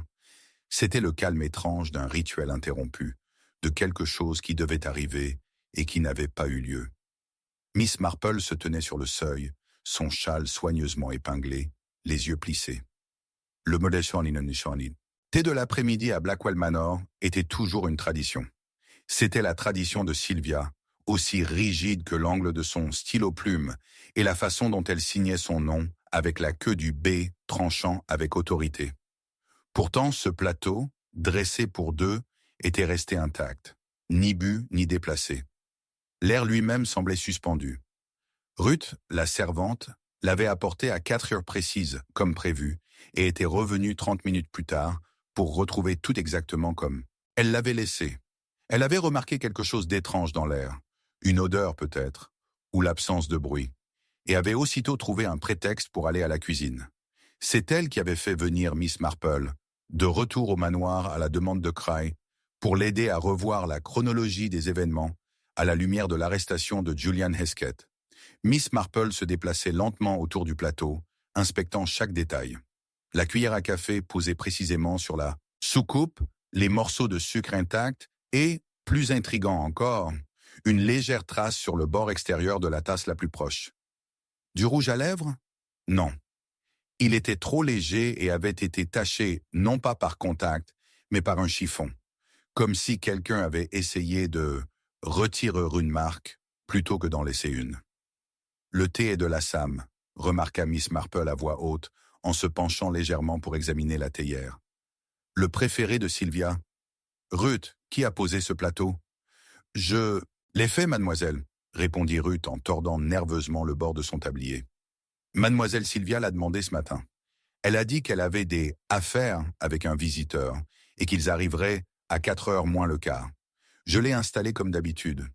Mais à mon retour, personne n'y avait touché. Il n'y avait personne dans la pièce. Et, bon, je sais que ça paraît fou, mais c'était comme si quelqu'un avait... J'ai été, et puis je n'ai plus eu. L'inspecteur Cray arriva quelques instants plus tard, se massant la tempe, l'air plus âgé que la semaine précédente. « Des fantômes de thé maintenant » marmonna-t-il. « Pas des fantômes » répondit calmement Miss Marple. « Les gens. Et les gens laissent des traces, même quand ils ne le veulent pas. Quelqu'un est venu ici pour rencontrer Sylvia. Le thé était servi. Mais quelque chose s'est produit avant même qu'une seule gorgée ne soit bue. Quelque chose d'urgent ou de dangereux. » Cray jeta un coup d'œil par la fenêtre. Aucun signe d'effraction. Hesketh est en garde à vue. Le reste du personnel était dans l'aile est préparant le dîner. Qui d'autre restait-il? Ellie Ferrars est revenue au manoir ce matin, dit Miss Marple, sans prévenir. Elle prétend être venue récupérer une broche oubliée. Je ne l'ai pas vue arriver. Elle a utilisé la porte latérale. Ruth a vu son manteau dans le hall. Cray se tourna vers la servante. Ruth hocha la tête. « Oui, monsieur. » Humide à l'ourlet. Gris, foncé. On aurait dit qu'il avait été posé par terre. Miss Marple s'approcha de la fenêtre et essuya un petit ovale dans la condensation avec sa manche. De cet angle, elle pouvait voir l'allée du jardin menant à la pelouse ouest. Des empreintes fraîches, une seule, étroite, talonnée et profonde, comme si la personne avait marché à la hâte. « Elle est partie sans finir le thé », murmura Miss Marple. Cray expira. « Ou avant qu'elle puisse l'empoisonner ?»« Non. Le poison laisse une intention. C'était de la panique. Quelque chose l'a effrayée. Et si nous pouvons déterminer quoi, alors nous sommes très proches de savoir qui a réellement orchestré la mort de Sylvia. » Ils retournèrent au salon, où l'assistante de Cray avait étalé une nouvelle pile de papiers récupérés sur le bureau de Sylvia. Il s'agissait principalement de livres de comptes et de reçus, mais la main de Miss Marple s'arrêta sur une seule feuille. C'était un menu de dîner, assez simple. Mais au bas se trouvait une note inconnue de la main de Sylvia. « Mardi, confirmation auprès d'OAF concernant la preuve d'Alexandrie, à remettre pendant le thé. » Preuve, Alexandrie. Miss Marple s'assit lourdement, les lèvres serrées. « Inspecteur, dit-elle doucement, nous devons parler à mademoiselle Ferrare immédiatement. Elle est peut-être plus en danger qu'elle ne le pense, ou peut-être vient-elle de lâcher la corde. » Ils trouvèrent Ellie dans le salon des invités, sirotant du sherry et faisant semblant d'être calme. Son manteau était plié sur ses genoux, ses mains gantées, étrangement immobiles. Lorsque Miss Marple entra, Ellie ne se leva pas. « Je t'attendais, » dit-elle d'un ton neutre. « Cela fait 2 d'entre nous, » répondit Miss Marple. Cray resta silencieux, observant. « Je suis venu chercher ma broche. »« Bien sûr. Et pour voir Sylvia ?» Les cils d'Ellie battirent. « Non. Mais elle s'attendait à toi. » Miss Marple lui a remis le mot du dîner. Le visage d'Ellie changea, pas radicalement, mais suffisamment. Un léger tremblement. « Elle bluffait, » dit Ellie. « Vraiment ?» demanda Miss Marple. « Elle a écrit qu'elle avait une preuve d'Alexandrie. Quelque chose à vous montrer. Elle comptait vous retrouver pour le thé. Vous êtes arrivés. Elle a servi le thé. Et puis vous êtes partis. En hâte, sans en parler à personne. Pourquoi ? » Ellie détourna le regard. « Parce qu'elle ne l'avait pas. Il n'y avait rien, juste une enveloppe adressée à quelqu'un d'autre. Je l'ai vue dans sa main quand elle est entrée dans la véranda. Elle ne l'a même pas ouverte. »« Une enveloppe, » répéta Miss Marple. « Adressée à... qui ? Je ne pouvais pas voir. Mais tu as couru. » Ellie se leva, soudain figée. « J'ai couru parce que je me suis souvenu de quelque chose. Quelque chose qui me mettait en danger. Julian m'a dit que tout irait bien. Il a dit que Sylvia ne connaissait pas toute l'histoire. »« Elle ne l'a pas fait, » dit Miss Marple. « Mais elle en savait assez. Assez pour rédiger un second testament. Assez pour le signer avec toi et Julian comme témoin. Assez pour organiser une confrontation autour d'un thé. » La voix d'Ellie se brisa. « Elle n'allait rien me donner. Elle allait me dénoncer. Encore une fois. »« Tu veux dire comme l'enfant d'Alexandrie ?»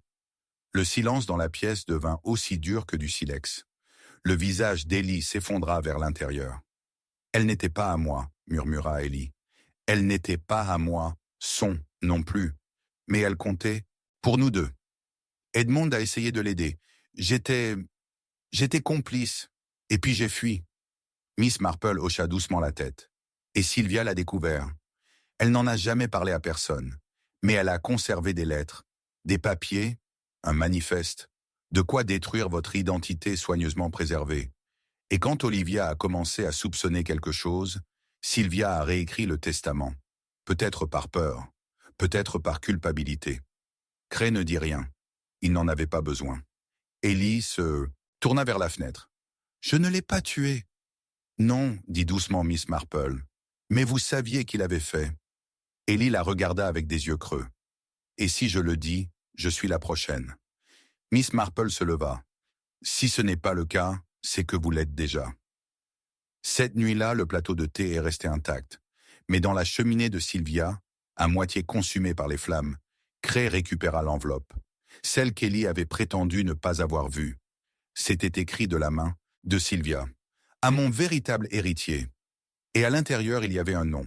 Pas Olivia, pas Julian, pas Ellie, mais quelqu'un d'autre complètement. Quelqu'un marche encore dans les couloirs de Blackwell Manor. Et demain, quand le testament sera lu, ce nom deviendra très, très dangereux. Chapitre 10. Le parapluie qui n'aurait jamais dû s'ouvrir. Il pleuvait à nouveau. De ce genre de pluie constante et persistante qui imprégnait même le plus épais manteau de laine et transformait les ruelles. Pavés de sein, baies en rubans scintillants et flaques. Mais ce n'était pas le temps qui perturbait Miss Marple, tandis qu'elle traversait la verdure en direction de Blackwell Manor, mais la façon dont le vent murmurait à travers les ifs, comme un secret qui mourait d'envie d'être révélé. Quelque chose était sur le point de se briser. Elle le sentait depuis l'aube, depuis le moment où elle avait reçu le mot anonyme laissé sous la boîte à thé de sa cuisine. Le parapluie n'était pas censé s'ouvrir. Regardez dans le dos. Il n'était pas signé, mais le message était sans équivoque. Quelqu'un voulait qu'elle le trouve, ou quelqu'un voulait qu'elle tombe dans un piège. Le parapluie en question était déjà apparu dans ce mystère. Bien sûr, une relique aux manches d'ivoire d'une autre époque. Trop élégante pour être laissée si négligemment dans le jardin du presbytère par un jour de sécheresse, et bien trop particulière pour appartenir à quelqu'un d'autre qu'à Edwin Grice, l'insaisissable auteur, qui avait autrefois charmé Sylvia Blackwell avant de disparaître du village comme de l'encre sur du papier buvard. On l'avait d'abord écarté comme une curiosité. Plus tard, on l'avait soupçonné comme un avertissement. Mais maintenant, Miss Marple savait qu'il s'agissait de quelque chose de bien plus dangereux. Elle arriva au manoir peu après midi. Le grand couloir était silencieux. Une odeur de cire d'abeille et de laine mouillée flottait dans l'air. Ruth, la servante, avait été envoyée chercher du charbon. Cray était dans le bureau, examinant les documents juridiques pour la lecture du testament, prévu pour l'après-midi même. Ellie Ferrard, pâle et silencieuse, était assise près de la cheminée, un livre sur les genoux qu'elle n'avait visiblement pas tourné depuis 20 minutes. Et le parapluie était posé sur le porte-parapluie près de la porte, innocent dans son immobilité. Miss Marple s'en approcha lentement. Il avait toujours la même apparence. Un dé en soie noire, une poignée, courbée en ivoire poli et un embout en laiton. Pourtant, alors que ses doigts effleuraient la couture près de la charnière, elle le sentit. Un léger jeu sous le tissu. Pas un défaut, un mécanisme. Elle leva les yeux. Le regard d'Ellie se porta sur elle, puis revint à la page non tournée. Miss Marple a ouvert le parapluie. Le déclic se fit entendre, satisfaisant, étrange dans le silence résonnant du hall d'entrée du manoir. Cray apparut aussitôt dans l'embrasure de la porte, les sourcils froncés. Mais qu'est-ce que... Mais Miss Marple n'écoutait pas. Elle fixait le dessous du parapluie, où une longue et étroite enveloppe avait été soigneusement cousue entre les baleines intérieures, dissimulée à la vue de tous. Elle tendit la main, déchira le fil d'un mouvement de doigt expert et fit glisser l'enveloppe. Elle ne portait ni nom ni adresse, mais l'écriture était celle de Sylvia. Précise, précise, sans crainte. Elle l'ouvrit. À l'intérieur se trouvaient 3 feuilles pliées et une photographie. La photographie montrait une Ellie Ferrard beaucoup plus jeune, assise sur une terrasse à côté d'Edmund Blackwell, leurs mains se touchant presque. Derrière eux, le contour inimitable du Nil. Cray fit un pas en avant. « Est-ce que... » »« Oui, dit doucement Miss Marple. « Alexandrie, 1937. C'est ce qu'a utilisé Sylvia pour la coincer. C'est ce qu'ils voulaient tous enterrer. » La première feuille était une confession signée, ou presque. C'était le récit de Sylvia, rédigé quelques jours seulement avant sa mort, du secret qu'elle avait découvert. Ellie Ferrard, alors Eleni Farouz, avait été en relation avec Edmund lors de ses transactions commerciales à l'étranger. Elle avait disparu après sa mort, changé de nom et réapparu en Angleterre des années plus tard, sous une nouvelle identité. Sylvia ne l'avait reconnue que par hasard, grâce à une référence dans un manuscrit inédit d'Edwin Grice. Elle avait confronté Ellie. Ellie avait nié. Sylvia avait écrit ce récit pour s'assurer qu'il ne soit pas oublié. La deuxième feuille était plus surprenante. Une lettre adressée à son exécuteur testamentaire, jamais envoyée, annonçant son intention de modifier le testament pour désigner une autre personne, une personne identifiée seulement comme l'enfant légitime d'E.B., laissé sans nom ni prétention. Et puis, de l'écriture striée de Sylvia, une seule ligne. La fille de l'orphelinat d'Ipswich n'est pas ce qu'elle semble être. Miss Marple expira. Ce n'était pas Olivia. Cela n'a jamais été le cas. La troisième feuille était une liste de dates et d'initiales. Des registres, réalisa Miss Marple, d'argent envoyé à l'étranger, sous des pseudonymes. Des paiements pour maintenir quelqu'un caché, ou silencieux. Quand elle leva les yeux, Ellie avait disparu. Miss Marple s'avança rapidement. Elle traversa le salon, traversa le couloir, dépassa l'armoire à linge et se dirigea vers l'escalier de service. La porte de derrière était ouverte. Des empreintes de pas se dessinèrent dans le jardin, une seule, faite à la hâte. Cray et Reeves la suivirent quelques instants plus tard, mais Miss Marple avait déjà franchi les haies et s'était avancée vers la lisière du verger, où les arbres se penchaient comme des majordomes aux aguets et où le sol était noirci par la pluie. Ellie se tenait près du mur de pierre, le parapluie à la main, mais fermé. Elle le tenait comme une arme, une bouée de sauvetage. « Je pensais que ça resterait caché », dit-elle sans se retourner. « Mais tu l'as cousu toi-même », dit doucement Miss Marple, et Sylvia a été assez intelligente pour le remarquer. Elle ne savait peut-être pas ce qu'il contenait, mais elle savait que ce n'était pas ordinaire. Ellie baissa le parapluie. Elle n'allait pas le donner à Olivia. Pas vraiment. Olivia ignorait la vérité, mais elle se doutait de quelque chose, et c'est ce qui la rendait dangereuse. Et maintenant, vous avez peur que le véritable héritier se manifeste. Ellie rit, cassante et amère. Se manifester? Elle ne sait même pas qu'elle en est une. C'était le but. Sylvia le voulait ainsi, pour vivre une vie libre du nom de famille. Mais ce faisant, elle a signé notre arrêt de mort. Cray s'avança. Qui est-elle? Ellie se tourna vers Miss Marple. Tu l'as déjà deviné? Le visage de Miss Marple était indéchiffrable, mais son silence parlait. De retour au manoir, le parapluie rangé et la lettre en sécurité, Miss Marple était assise dans le salon bleu tandis que la lumière de l'orage s'estompait. Le testament serait lu dans l'heure. Les invités se rassemblaient dans le bureau, nerveux, curieux, craintifs. Mais Miss Marple ne les regardait pas. Elle regardait Ruth, la servante, polir le plateau en argent avec un soin bien trop précis pour quelqu'un payé à l'heure. Ruth, arrivée quelques mois auparavant, dont l'accent changeait selon la personne à qui elle parlait, dont le nom de famille ne figurait pas dans le registre d'emploi que Sylvia tenait si rigoureusement. Ruth qui portait, sous la bonne lumière, les pommettes distinctives d'Edmond Blackwell. Miss Marple croisa les mains, la tempête grondait au-dessus de sa tête. Le parapluie n'aurait jamais dû s'ouvrir. Mais c'était le cas, et maintenant tout irait bien. Chapitre 11. La confession cousue dans un ourlet. Il était un peu plus de 9 heures lorsque Ruth, la femme de chambre, ne se présenta pas pour le service du dîner au manoir Blackwell. Le feu de la salle à manger commençait à se noyer dans une douce lueur orangée, l'argenterie se réchauffait jusqu'à une lueur terne, et le tic-tac de l'horloge de parquet dans le couloir s'amplifiait à chaque minute qui passait. Miss Marple, assise près de la fenêtre avec son tricot, remarqua la première. Non pas l'absence de Ruth à proprement parler, mais l'absence de quelque chose d'autre, de certitude. Le manoir était devenu trop silencieux. C'était le genre de silence qui s'installe non pas par la paix, mais par une inspiration, brusque devant la vérité.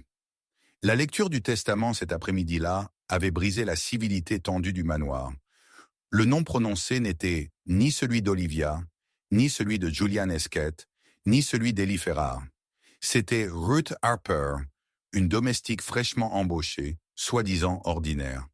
Mais tandis que la voix du notaire résonnait dans le salon, Ruth était devenue blanche comme du papier, serrant le bord de son tablier comme une bouée de sauvetage. Elle n'avait rien dit. Pas une protestation. Pas un mot. Et puis, tandis que les autres sombraient dans un silence stupéfait et une indignation polie, elle s'était éclipsée, silencieuse comme une ombre. Maintenant, elle était partie. Les recherches commencèrent sérieusement. L'agent Reeves inspecta les écuries. Cray conduisit 2 hommes jusqu'au verger et, par le chemin, jusqu'au presbytère. Mademoiselle Marple, cependant, ne bougea pas immédiatement. Au lieu de cela, elle se leva calmement, se dirigea vers le placard à linge sous l'escalier et l'ouvrit. Là, sur la 2e étagère, plié trop soigneusement pour être une coïncidence, se trouvait l'uniforme de Ruth. Miss Marple la souleva lentement et, ce faisant, quelque chose tomba au sol dans un léger murmure. Un dé à coudre en argent, usé sur un bord. Elle examina la robe. Elle était fraîchement lavée, repassé, mais pas intact. L'ourlet à la base de la jupe était irrégulier, très légèrement. Miss Marple sortit ses ciseaux à broder de son sac à main et coupa délicatement. Le fil se détacha sans difficulté. À l'intérieur du pli de tissu, cousu contre la doublure avec de minuscules lettres précises en fil de soie blanc, se trouvaient 8 mots. « Je suis Ruth Ferrard. » Sylvia le savait. « Pardonnez-moi. » Miss Marple le fixa longuement avant d'appeler Cray. La confession était délicate, presque invisible à moins de savoir où regarder. Mais sa signification était tonitruante. Elle n'était pas seulement l'héritière, dit doucement Miss Marple. Elle était la fille. La fille d'Ellie. Cray parut stupéfait. Mais comment? Elle a été envoyée au loin après la mort d'Edmund. Cachée.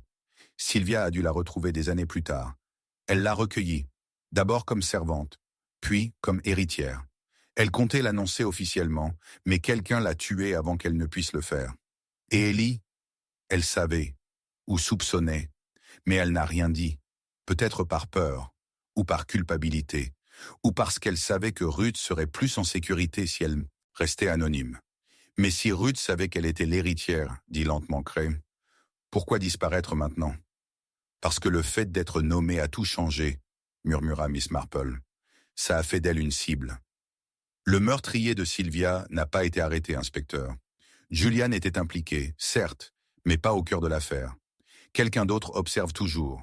Il se cache toujours. Cray hocha la tête d'un air sombre. Alors, on la retrouve. Maintenant. Miss Marple avait une idée de l'endroit où Ruth avait pu se rendre. Ni à la gare, ni au village. Elle retourna plutôt à l'endroit où Ruth avait été le plus souvent vue seule. Le vieux pavillon d'été, caché par d'épaisses haies, à l'orée des jardins du domaine. C'était un endroit tranquille, depuis longtemps désaffecté, où le banc de pierre avait été envahi par la mousse et où les fenêtres ne s'ouvraient plus sans protestation. Elle trouva Ruth là, assise dans le noir. La pluie avait recommencé à tomber, tapotant doucement le toit. Ruth tenait le parapluie sur ses genoux, le parapluie, celui qui avait caché les dernières lettres de Sylvia. Elle pleurait, mais sans faire de bruit. Son visage était strié de ce genre de larmes qu'on ne peut cacher, malgré tous ses efforts. « Je ne voulais rien savoir de tout ça, » dit-elle tandis que Miss Marple entrait. « Je voulais juste être près d'elle, apprendre un peu qui j'étais. » Miss Marple s'assit à côté d'elle, sans se presser. Sylvia tenait à toi, à sa manière. Elle n'était pas du genre à être chaleureuse, mais elle avait un code. « Elle a dit que j'avais du potentiel, » murmura Ruth. « Elle a dit que je lui rappelais lui. Edmund. Je ne lui ai jamais demandé ce qu'elle voulait dire. Mais je pense que j'étais sa seconde chance. » Miss Marple hocha la tête. « Et elle vous a accordé sa confiance. C'est bien, mais pas sa protection. Elle a dit que c'était plus sûr si personne ne le savait, jusqu'au moment venu. » Ruth baissa les mains. « Mais quelqu'un l'a découvert. » « Oui, » répondit Miss Marple d'une voix douce. « Quelqu'un qui craignait ce que votre statut d'héritière révélerait. » Les doigts de Ruth se crispèrent tôt sur le parapluie. Ce n'était pas qu'une question d'argent. « Non, » acquiesça Miss Marple. « Ça ne l'est jamais. » Ils retournèrent au manoir à minuit. Cray offrit sa protection à Ruth et la confession fut remise aux autorités.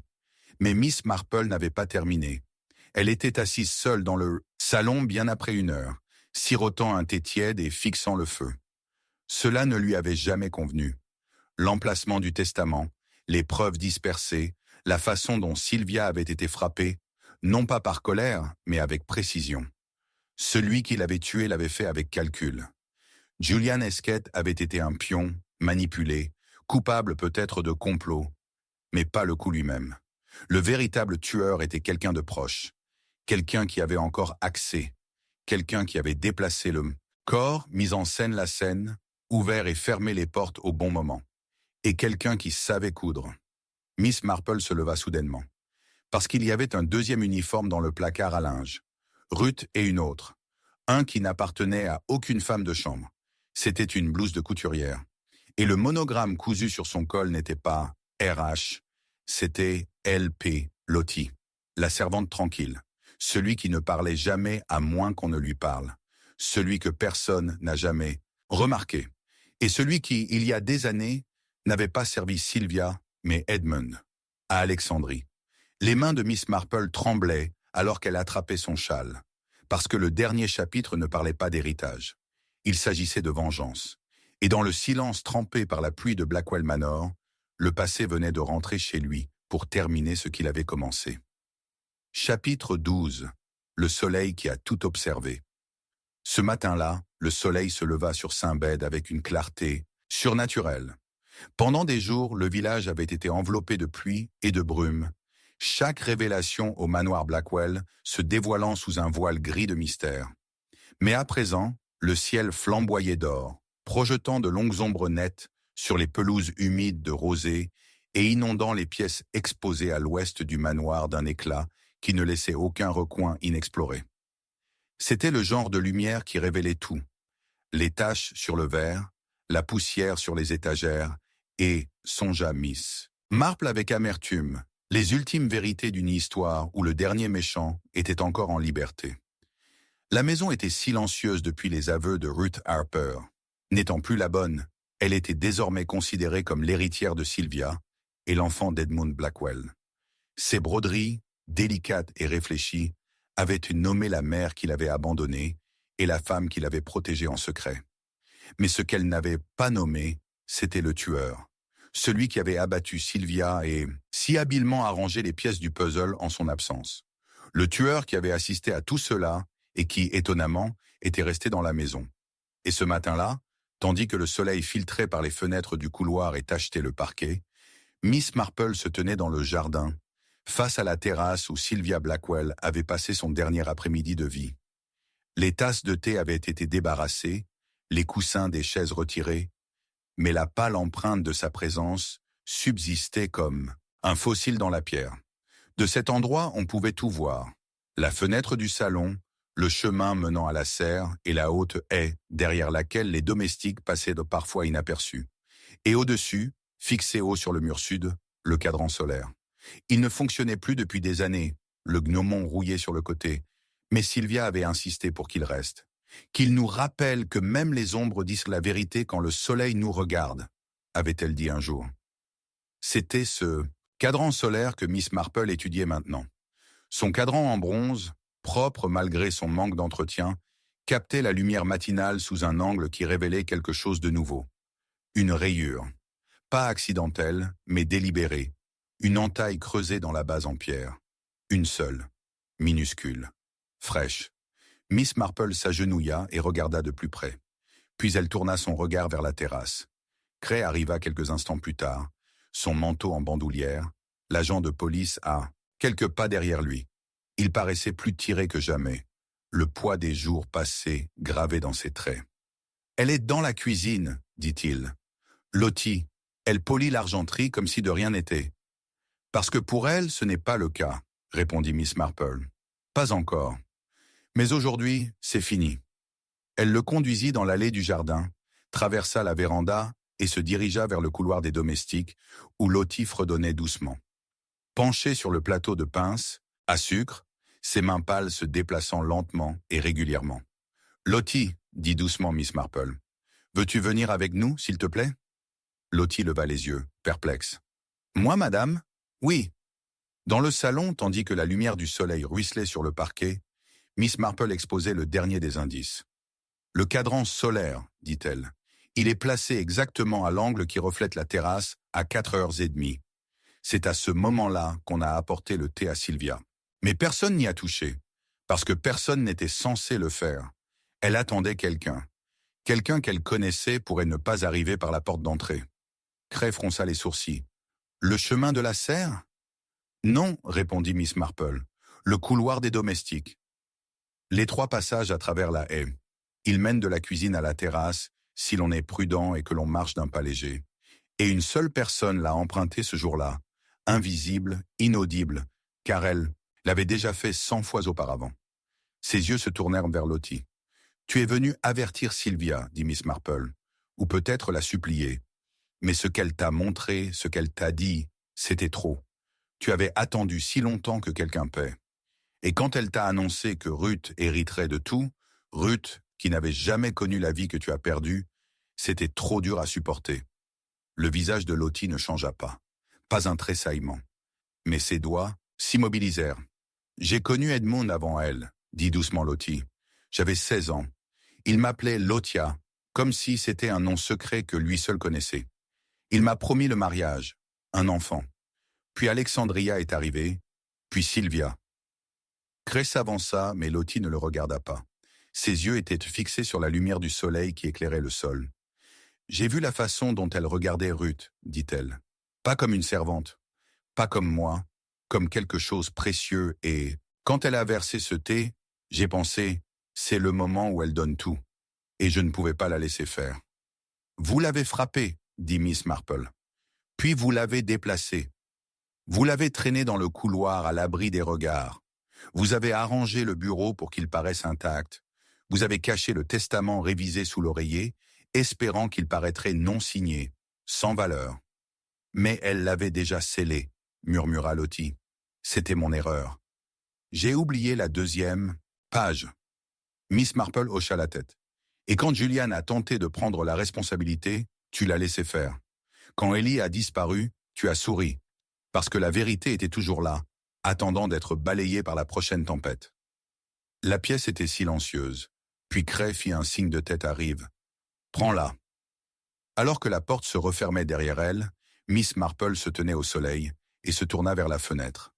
Dans le jardin, Ruth se tenait près du cadran solaire, immobile. « Je pensais que c'était Olivia, » dit Cray. Puis Ellie, puis Julian. Ils ressentaient tous de la culpabilité, répondit Miss Marple. Mais un seul ressentait de la colère. Plus tard dans la soirée, Miss Marple retourna à son cottage. La pluie s'était arrêtée. L'air était clair. À sa fenêtre, le soleil se couchait derrière les collines, projetant une dernière lumière dorée sur sa tasse de thé. Et elle pensait, non pas à Sylvia, ni même à Ruth, mais à Lottie, des années qu'elle a passées à garder le chagrin comme une flamme sous son tablier. Et du soleil qui a tout vu, et je n'ai jamais cligné des yeux.